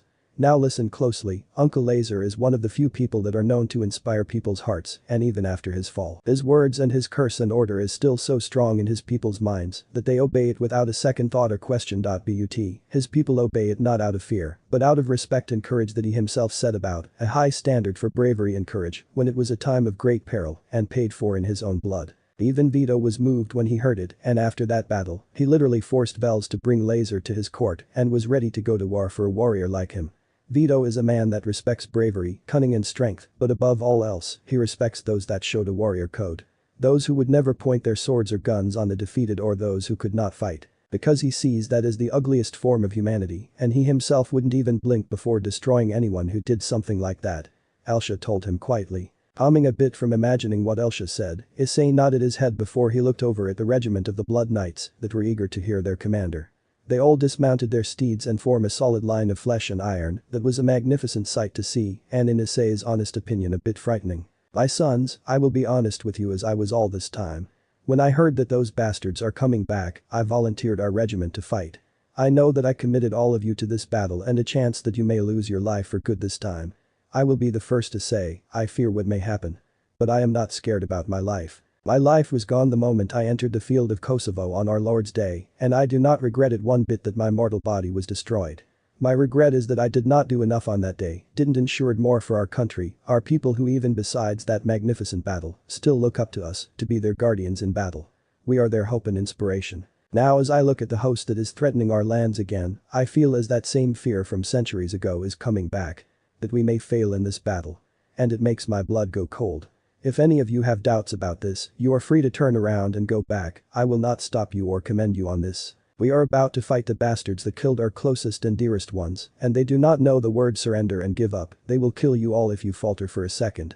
So those that don't feel like it steps forward and I will send you home and forget about this all, you will not be judged by anyone, this is the royal decree of the last emperor. Laser spoke with a hard cold and clear voice that was heard by the whole army that stopped their talks to hear a veteran who was respected by all three sides of the faction.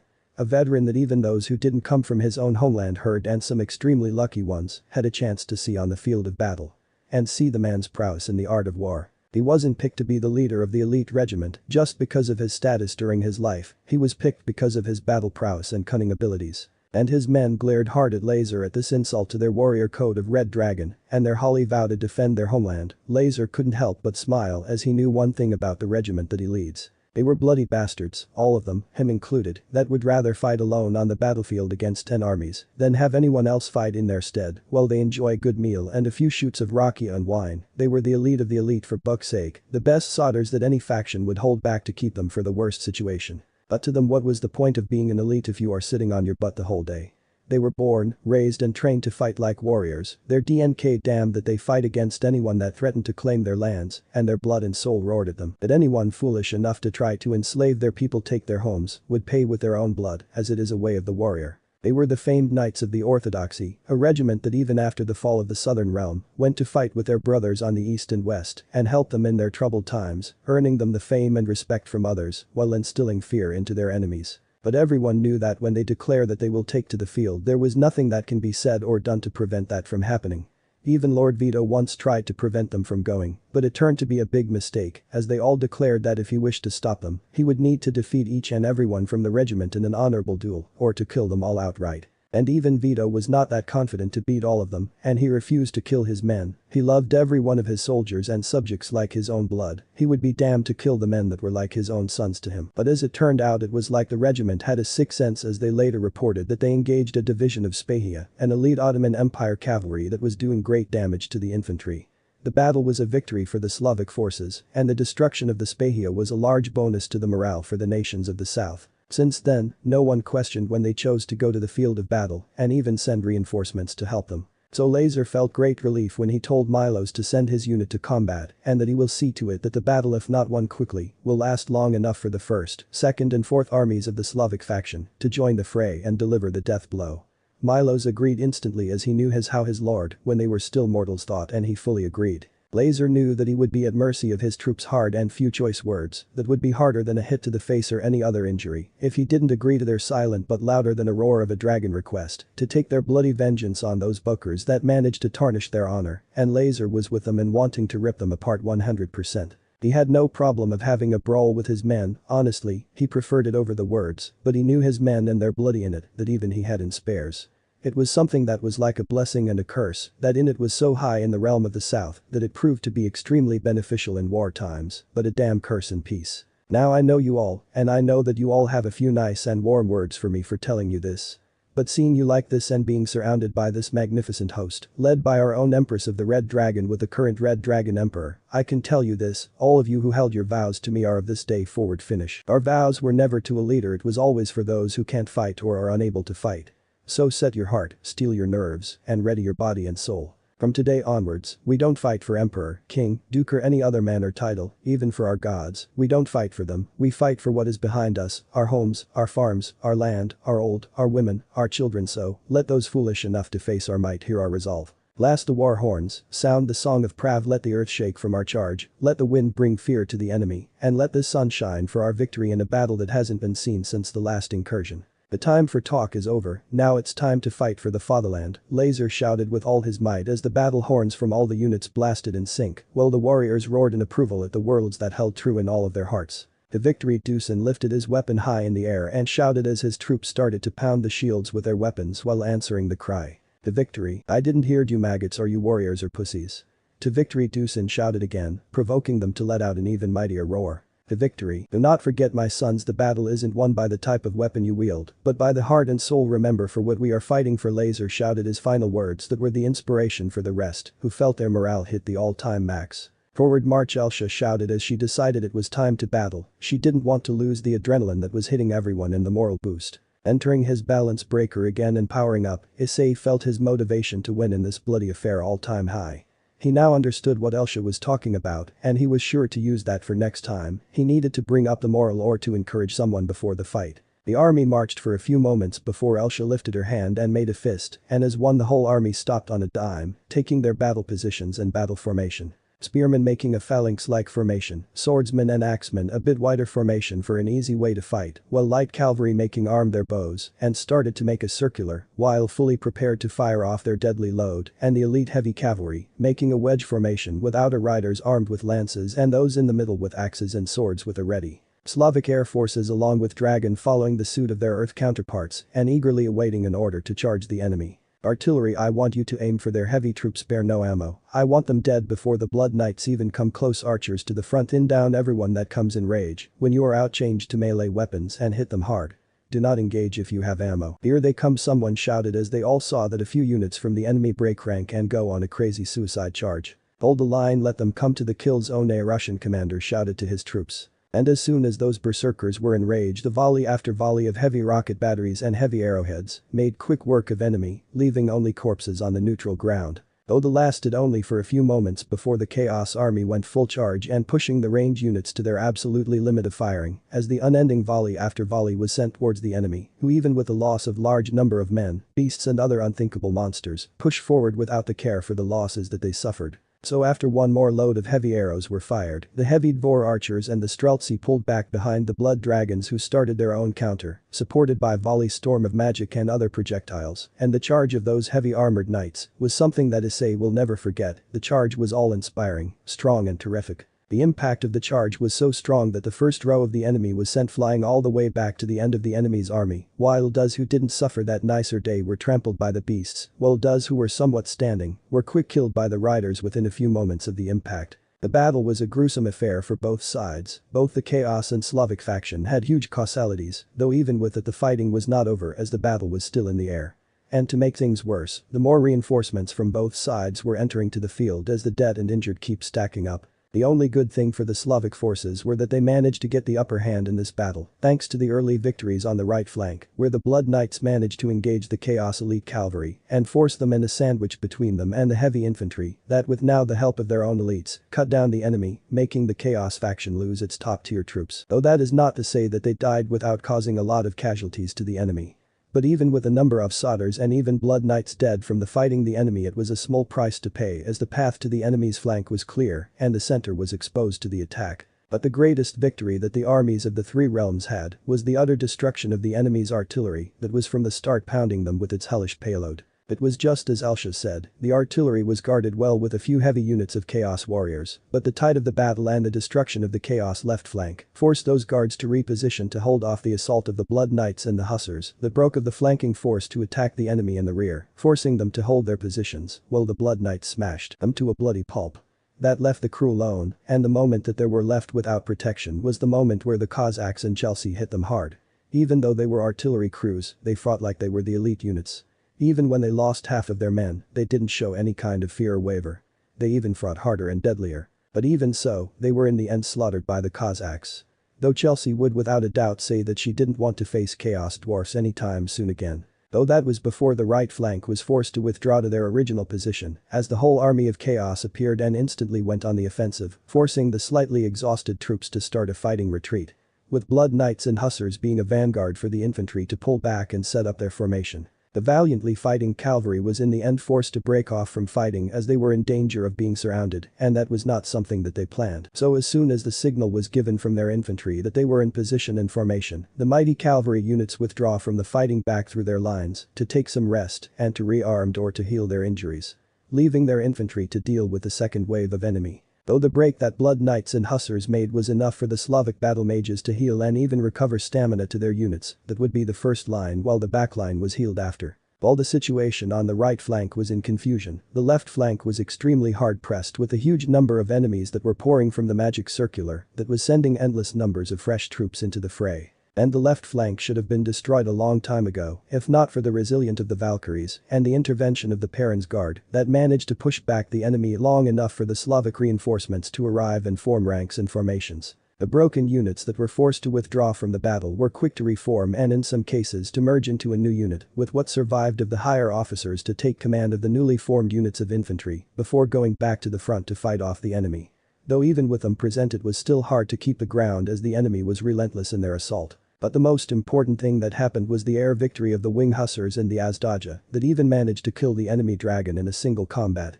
While the Sky Cavalry managed to win the air battle against the abominations that were without their dragon and its aura that kept the spawns of chaos alive, even with a death wind alive easy to get rid of. And that is not to mention the slaughterfest that was the central part of the battle. The place where the elites clashed was a place filled with blood, gore, and bodies. Even with all their might, Slavic center was slowly being pushed back, and Issei for his part was a bit confused as to why they were giving ground when they clearly had enough power to contest it and even maybe push them back a bit. But the more the battle was going, the more center let ground, and Issei could almost see the back of their flanks that still hold strong even after being pressured with monsters and other creatures of chaos. He could see and feel Lucy's, Cassie's, and Arnette's energy, and that has him a bit of calm, knowing that the girls are safe. The earlier saw Kendo duo behind him saw he knew that those two are also safe. Though he was a bit worried about Chelsea, but seeing that the artillery didn't peeper them was a sign that Chelsea did her job and was probably returning back. Alsa, why are we falling back? Issei shouted towards the battle empress as he saw her cleaving her way through the enemies, as if they were nothing more than annoyances than veterans of many battles. Don't worry Issei, you will see soon, Alsa shouted back before she blasted a few chaos marauders and warriors with a version of Issei's dragon shoot that she developed after witnessing the advantage of that attack. Deciding not to question her leadership of the battle that was raging, Issei focuses on the battle as he blasted a few bastards that were closing in on him while he was shortly distracted. Before he charged forward and started to slaughter his way through the enemy towards the behemoth that was also wrecking the Slavic forces in front of him. Alek was in a blissful state. He was doing what he loved the most, and that was slaughtering the weaklings that were in front of him trying to kill him. He was so into killing and swatting the annoying wing hussars that were trying to attack him from above with his tail. Alek heard the roar, and it sent a dark chill of pleasure down his dark-armored reptilian spine. It was someone that he was waiting for from the start of the battle to show up and to kill in the most pleasured way he knew, by hammering him down until nothing was left of the fool. Aha, finally you coward, I was getting bored of killing those insects, Kalek roared towards Issei, who was slaughtering his trough the chaos warriors like hot knife through butter. Though what surprised Kalek was the dragon shoot to the face that stunned him and a powerful right hook to the face that even managed to send a 100t behemoth like him a few meters away and onto the ground. You are dead, you spineless shit, Issei roared again as he gathered his attack that he used against Walfr. Issei, don't, Alsa shouted, but it was too late as Kalek used the time that Issei needed to power up to get up and send a powerful blow with his hammer, sending Issei flying all the way back to the Slavic backline that was surprised to see the Red Dragon Emperor hitting the ground in front of them and rolling backwards for a good few hundred meters back, while almost giving Murayama and Caddis a heart attack seeing him down with half of his armor destroyed and unmoving while bleeding profoundly from his mouth and eyes. Issei, let me know in the comments below if you guys want the next part. Also check out my other video that has been shown and left. Thank you for watching. If you enjoyed this video please like and share this video. And have a fantastic day. Bye.